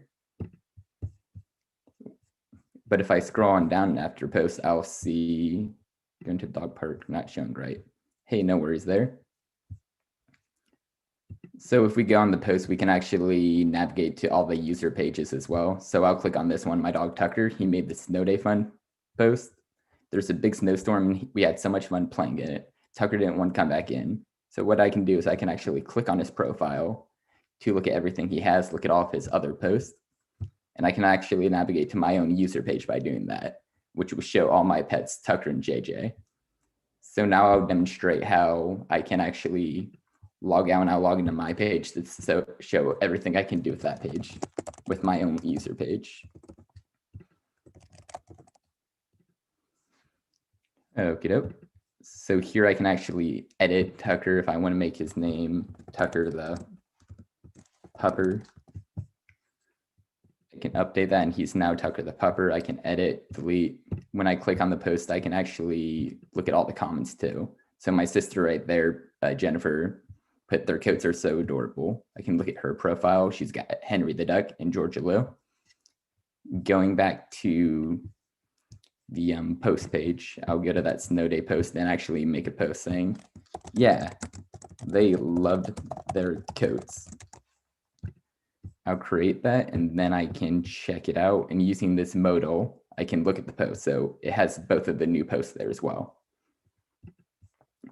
Something that I figured I really want to add to this whole experience, I think it'd be cool to have, instead of it just being user profiles here, having adoption centers as well. When I was in high school, I used to volunteer at this adoption center, Paws, which is about 30 minutes away from here. And I think it'd be very neat to have a whole list of all the animals there, have posts to like show their personalities so people can link up and adopt a pet.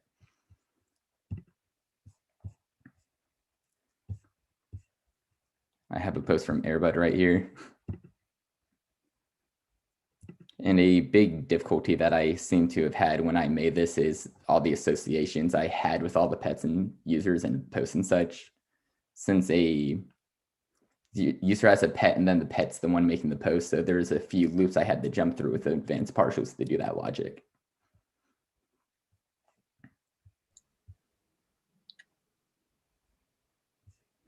I see you checking your notes like you might want to say something else.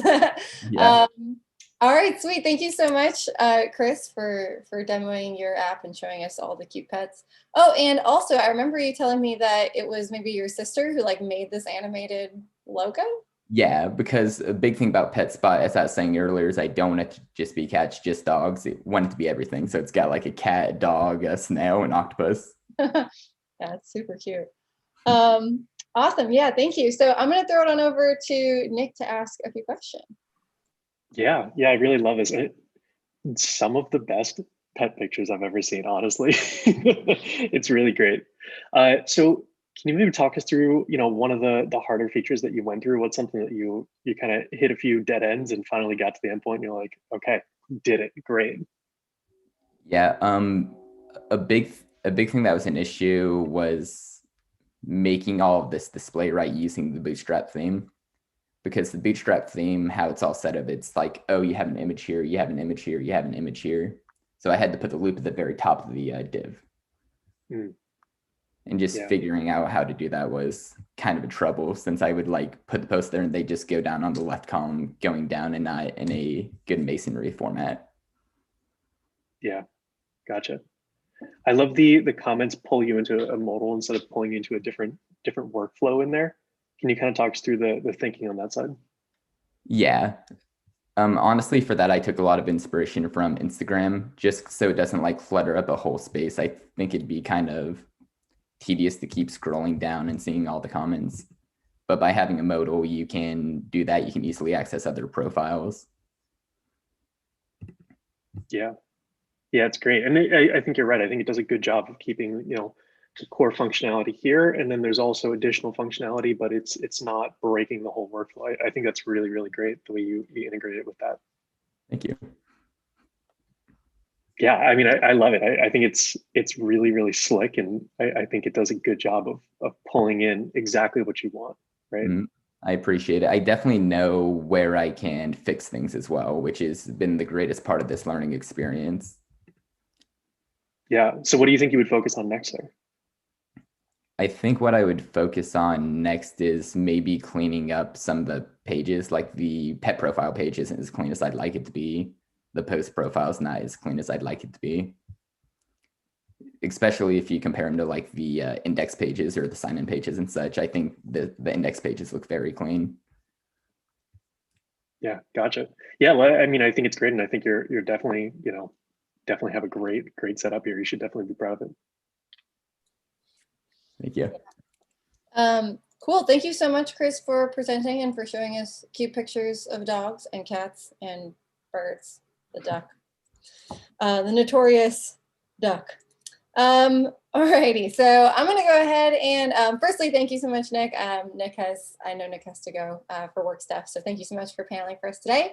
I'm going to throw it on over to our very next presenter, Christina.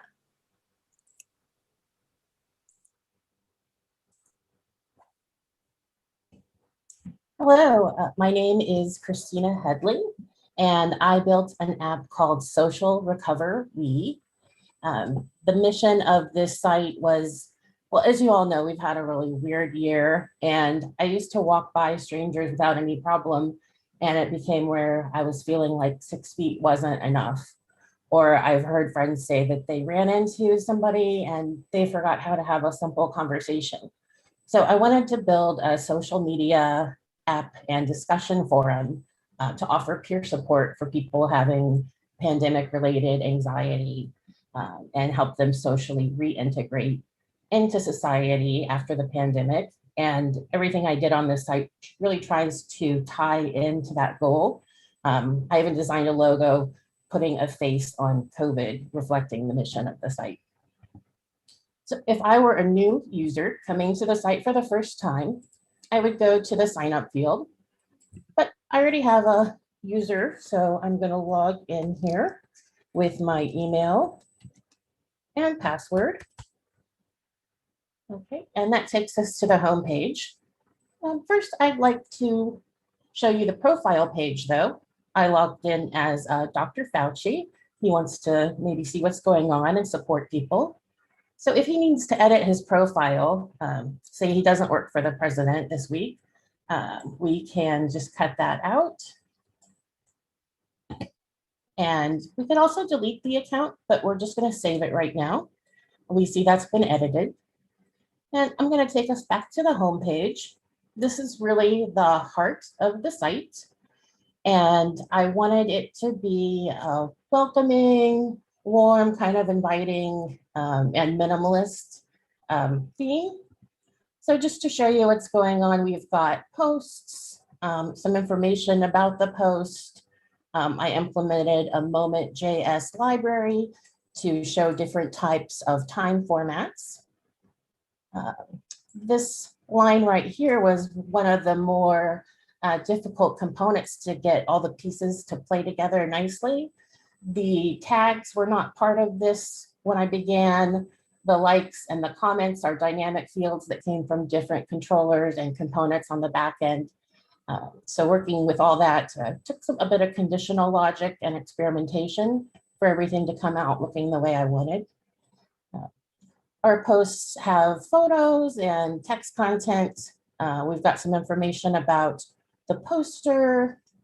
If posts have a comment, we can go look at the comment, and we can also look either at the commenter or the poster's profile. So if I wanted to get some more information about this commenter, I can just go to the profile page. One thing that was really important to me was to implement a lot of sorting and filtering features. So it's automatically sorted by date. If I wanted to sort by popularity, I could do that as well. So this is the most popular post with 9 likes. If I want to sort by one of the categories, I can do that. So I'm sorting now by safety. This is still the top posts with safety tag, but we can see that all the other posts that follow now have the safety tag. And I can also sort that by date. So now the top safety tag is the most recent instead of the most popular. If Dr. Fauci wants to add a post, we can go up here and click add post. And let's say he has some new information about CDC guidelines. And so he's going to put in his title. He's going to put in some text. He'd like to put in an image as well. And then he'd like to tag this with different tags here. So he'd like those 3 tags. We can submit the post and see it shows up at the top of our homepage now. Since Dr. Fauci is logged in, he gets a green edit post button on all of his posts. So turns out the CDC changed their mind. He's not even going to edit. He's just going to delete that post. We go back to the homepage and see that it's not there anymore. Now, one thing he also wants to do that's really important is add a comment. So he's going to take a closer look at this post, and he's going to leave a comment here. He's grateful that these people are following the latest guidelines. And check this out. This is really cool. I added integration with the Giphy API. And so we can do a dynamic search, and a button pops up here to see the GIFs. So this is a search by hug. And I'm going to say I don't really like any of those. And I'm going to try searching another word.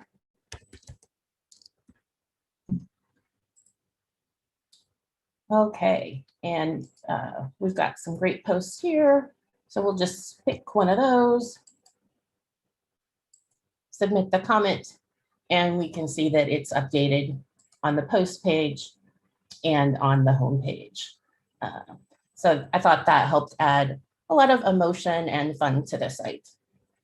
For future implementations, I would like to do things that would increase users' ability to interact with each other, like direct messaging, or introducing a third-party API like meetup.com that would allow the users to meet up in person or online.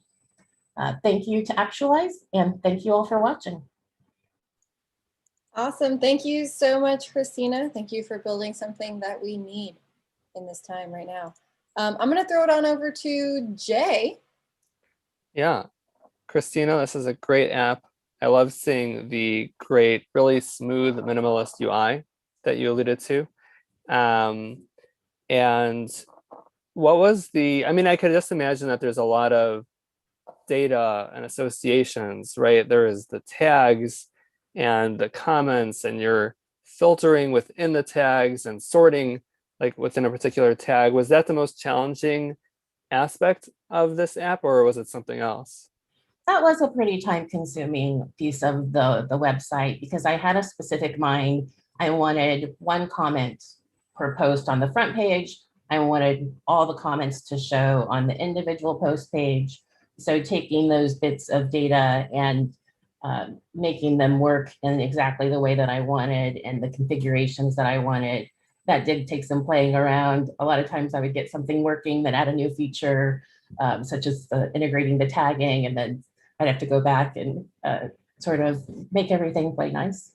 Yeah, but you did do that, and it's all really seamless. So it's really cool how that all came together. What was integrating the Giphy? Well, that was a really nice touch, by the way, the Giphy integration. Was that like a simple thing, or was there some wrangling you had to do? There was a little bit of wrangling. I started with the backend, encrypting my API key. I used two searches. I did a trending and a search. And at first I implemented the trending, so it was more static.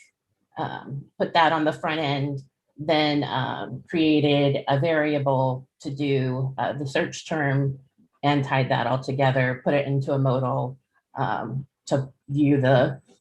So there was a process of sort of building on smaller steps to get it working. Okay, no, so it was a little more tricky than I thought it might be. I thought it might be one of these plug and play things, but it was not that. It was a real complex feature you had to build. Yeah, so kudos to you for that. This is just a really great app. Again, I love the look. I love the idea. It's definitely something I think we'll all need. So I hope you can put it out there for people to use. Congrats, Christina. Really nice job. Thank you. Awesome, thank you. And I'm about to see my face blown up real big on the screen. All right, I'm gonna throw it on over to our next presenter, Charlotte.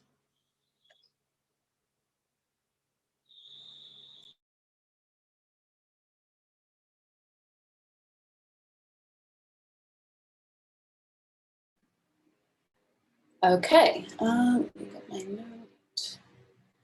All right, so my background is actually in fine arts and specifically painting, but I found web development through a UX course that I took in art school. And so I've really enjoyed using technology and design in tandem. So I created a blog style website that's focused on helping people become more environmentally conscious. So the title Go Natural is meant to encourage people to connect more with and respect the natural world around us. So here you can see the 5 latest trending posts based on when they were created. And I created a separate scrolling div here for topics. So all the posts are filtered into topics and you can search through the topics here. So maybe we want to look at some product alternatives. So here you see some posts that kind of give you more information about, okay, maybe the things that you waste like plastic or paper towels. And all right, maybe we want to check out this post.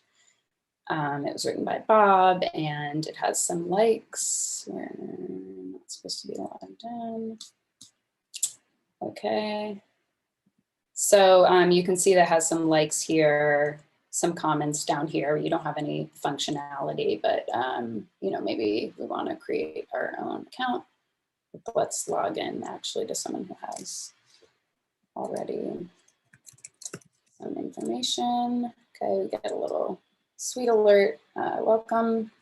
Okay, so it takes us back to the home page, but maybe I want to go to my account and see some posts that I've already created, my bio, how many posts, and I also have the function to edit if I'm logged in. So I implemented Cloudinary, which has the file uploading ability. So maybe I want to change my profile picture.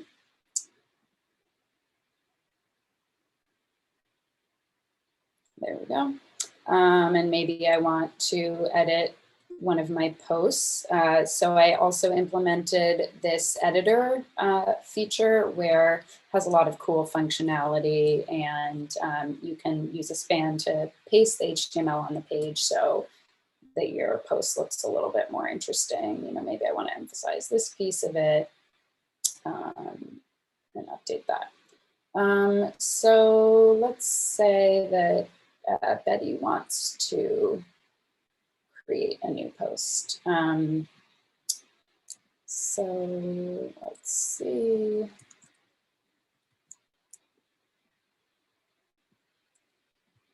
She wants a subtitle. Let's reels people in. Okay.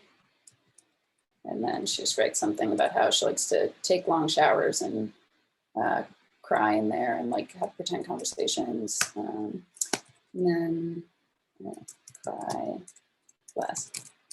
So it has a cool like list feature, and also this editor has the ability to implement images based on URL, or you can browse their images or your own documents, but let's just take a URL, paste it in there.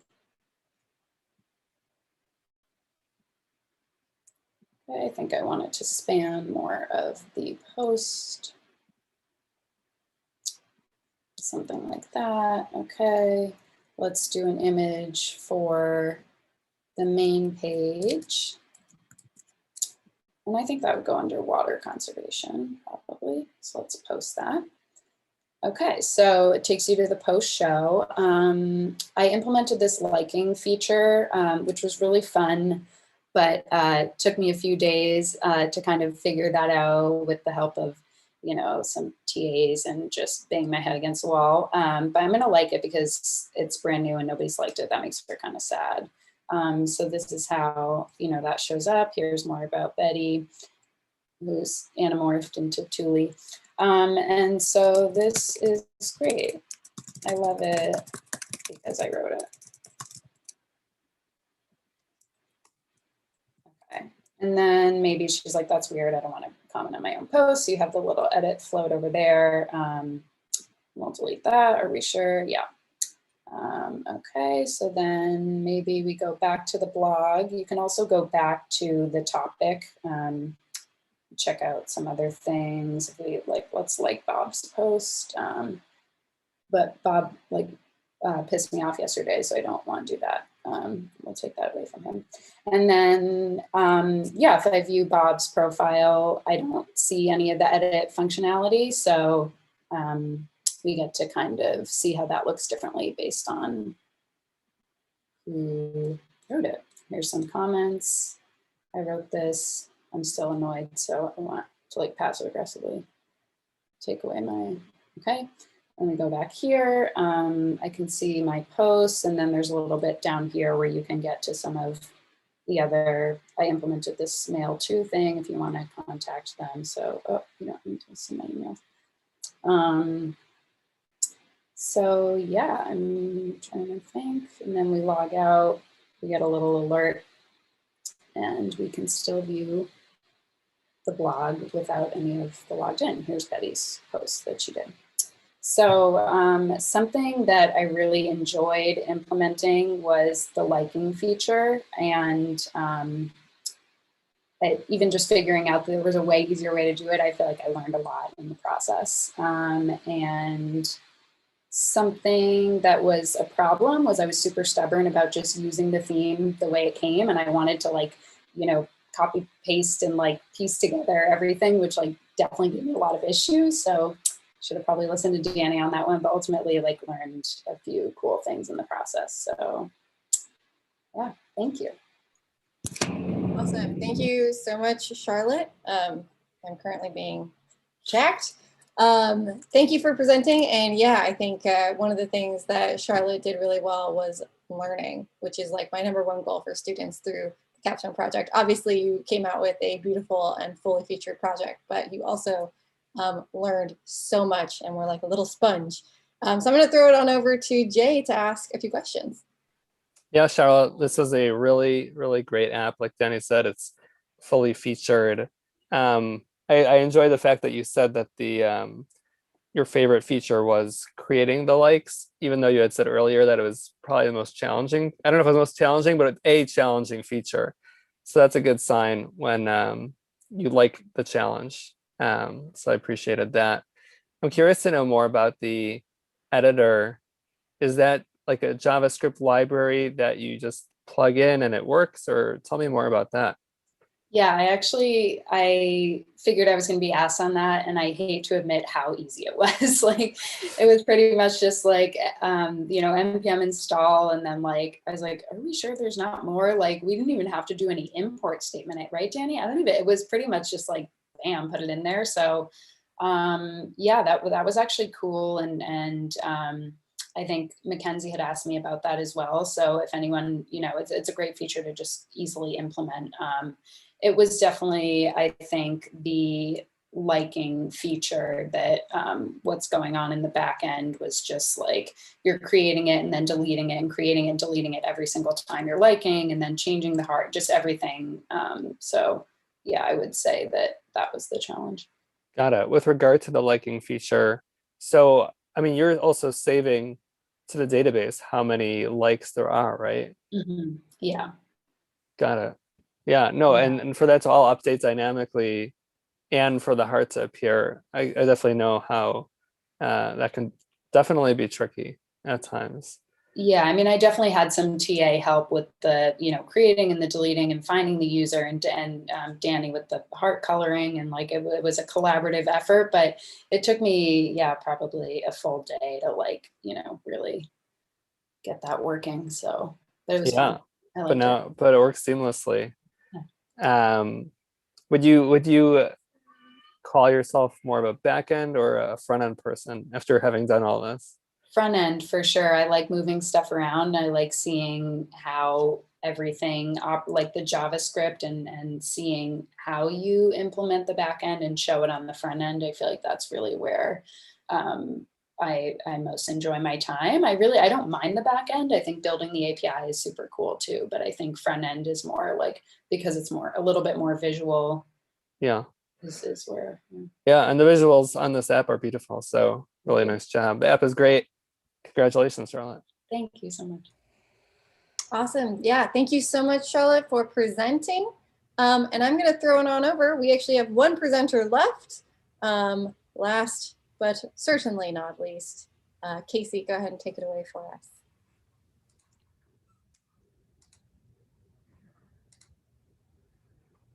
All right, thank you. And please excuse any squeaky toy noises you might hear. That is Walnut, as we saw. All right, so hello, my name is Casey O'Morris. I built an app called Borrower. And this is an app for helping you keep track of your stuff when you lend things to your friends, and also so you can see what your friends have that they're willing to share.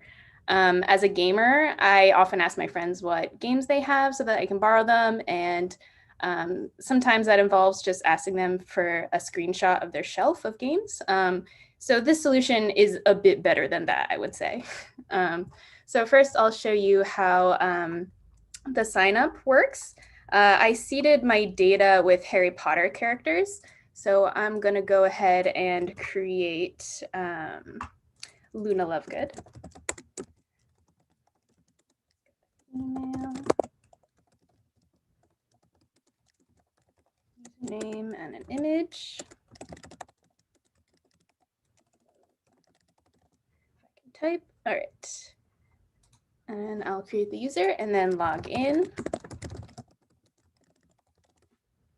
Okay, so you land on your items page when you first log in. And so far, Luna doesn't have any items.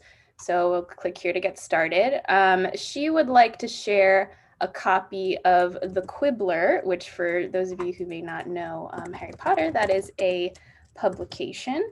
It is a book, let's say. And we're going to go ahead and choose tags. So these categories are finite. You can only choose one, but this is completely user generated and you can choose whatever you'd like. So I'm going to say it's a magazine, and it looks like that is not a tag yet, so I can create it.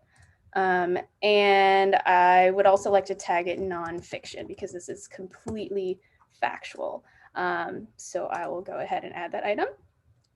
And you'll see below here that the item shows up. So I'm going to log out of Luna's account and log in as Harry because he has a lot more items already.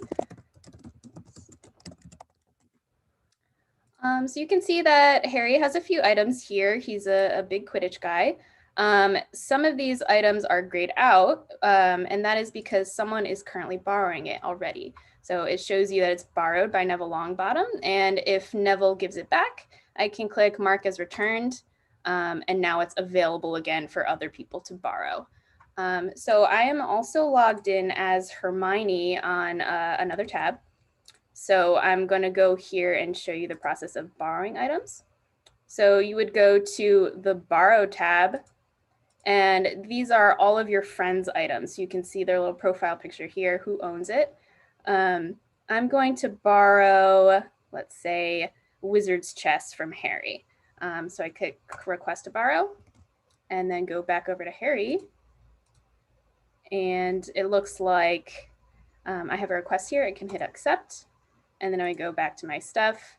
Wizard's Chess is now unavailable. All right.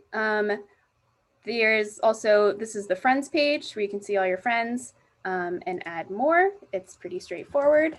Just search for a user and click Add Friend. There is also a section on your My Stuff page that shows the items you're currently borrowing from other people. So on Hermione's page, you can see she just borrowed Wizard's Chess from Harry. One of the coolest features of my app was this requests section.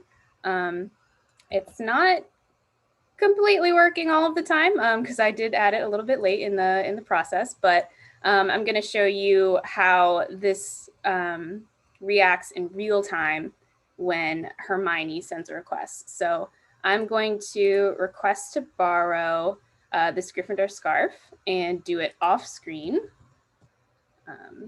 So you'll see that when I click Request to Borrow, it will show up on Harry's page with a little red dot and a drop down.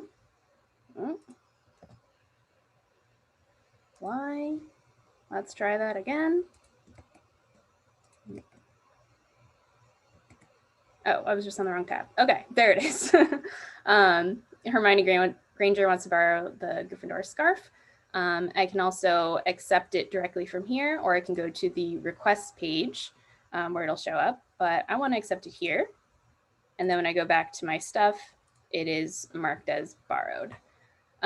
So something that was challenging was definitely the notifications. Danny did a mini lesson on WebSockets and Action Cable, and I was kind of inspired by that and was thinking of ways that I could implement that into my app because I thought it was really cool. So because I did it a little bit later in, it wasn't a feature that I decided to do right at the beginning. I didn't have as much time as I wanted to like polish it, but I would definitely want to keep working on that after. And something else that I'd like to implement going forward, just be cleaning up the user experience, like little bugs here and there. And also seeing what this would look like at scale. Right now, there's not that many items, there's not that many users. I think that it would require me to change up the UI a little bit, depending how much stuff is here. So yeah, that's something I'd like to work on. All right, cool. Thank you so much, Casey, for presenting your project with your adorable Harry Potter characters. I'm going to pass it on over to Jay to ask some questions. Casey, this is such a good app. The UI is amazing. I'm curious to know more about that. We'll start with the request. So I know you said use Action Cable, so it gets there in real time, which is really cool. Like what kind of HTML is going on there? Did the theme come with something like this where you can accept and you put buttons there in the nav? It's pretty unusual. Yeah, so I have a lot of front-end experience, so I kind of built most of the layout myself, just using the theme as the styles and then using just straight Bootstrap to create these things. Got it. So if I, yeah, so this was just a typical, similar to this, it's just a drop down.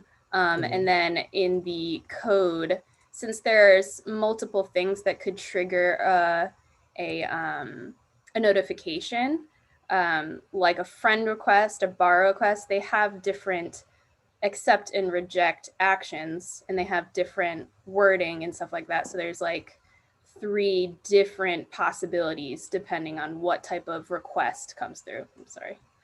But yeah. Got it. Cool. One of the other features that looked interesting to me is when you were selecting multiple tags for a new item. Was that difficult to implement? Like, what kind of drop down was that? That you can select multiple, or it automatically turns into a tag? Yeah, that was kind of cool, and I can't say that I really built most of that myself. This was a library. I'm forgetting the name of it, but it's a tagging feature that had it allowed you to both create. I can send like tag create requests and get the existing ones.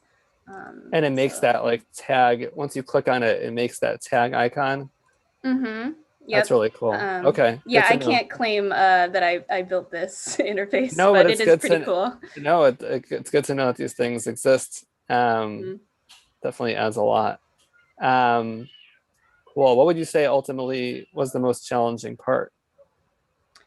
I think it was the requests, because like I said, we did a 1-hour mini lesson, and when I started, I didn't really fully understand how WebSockets work. So it was kind of like a learning as I went, and getting it to do exactly what I wanted. So that was pretty fun. Got it. Yeah, so Casey, this is a beautiful app. It's fully featured and really impressive. Nice job. Thank you. Awesome. Yeah, thank you so much, Casey. I think that library is View Multi-Select. Is that the one? Yeah, that sounds right. Yeah. Which is a cool library all on its own, but also like figuring out how to implement an external library, you can fully take credit for that.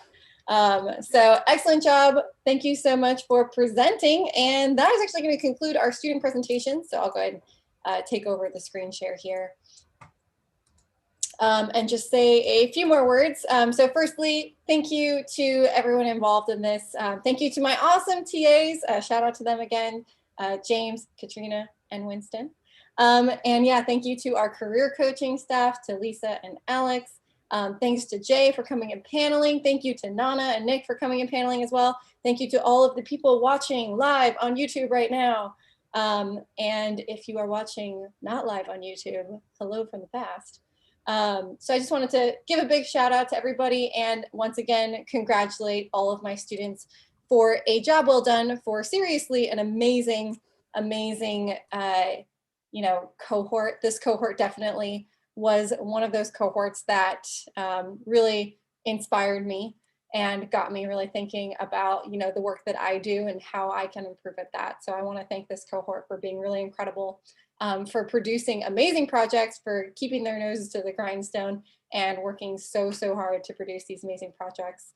I can't wait to see what you guys are going to do next. So to everyone involved, thanks again one more time. And I think that's going to just about wrap it up for us here. So we'll see you next time for next capstone presentation.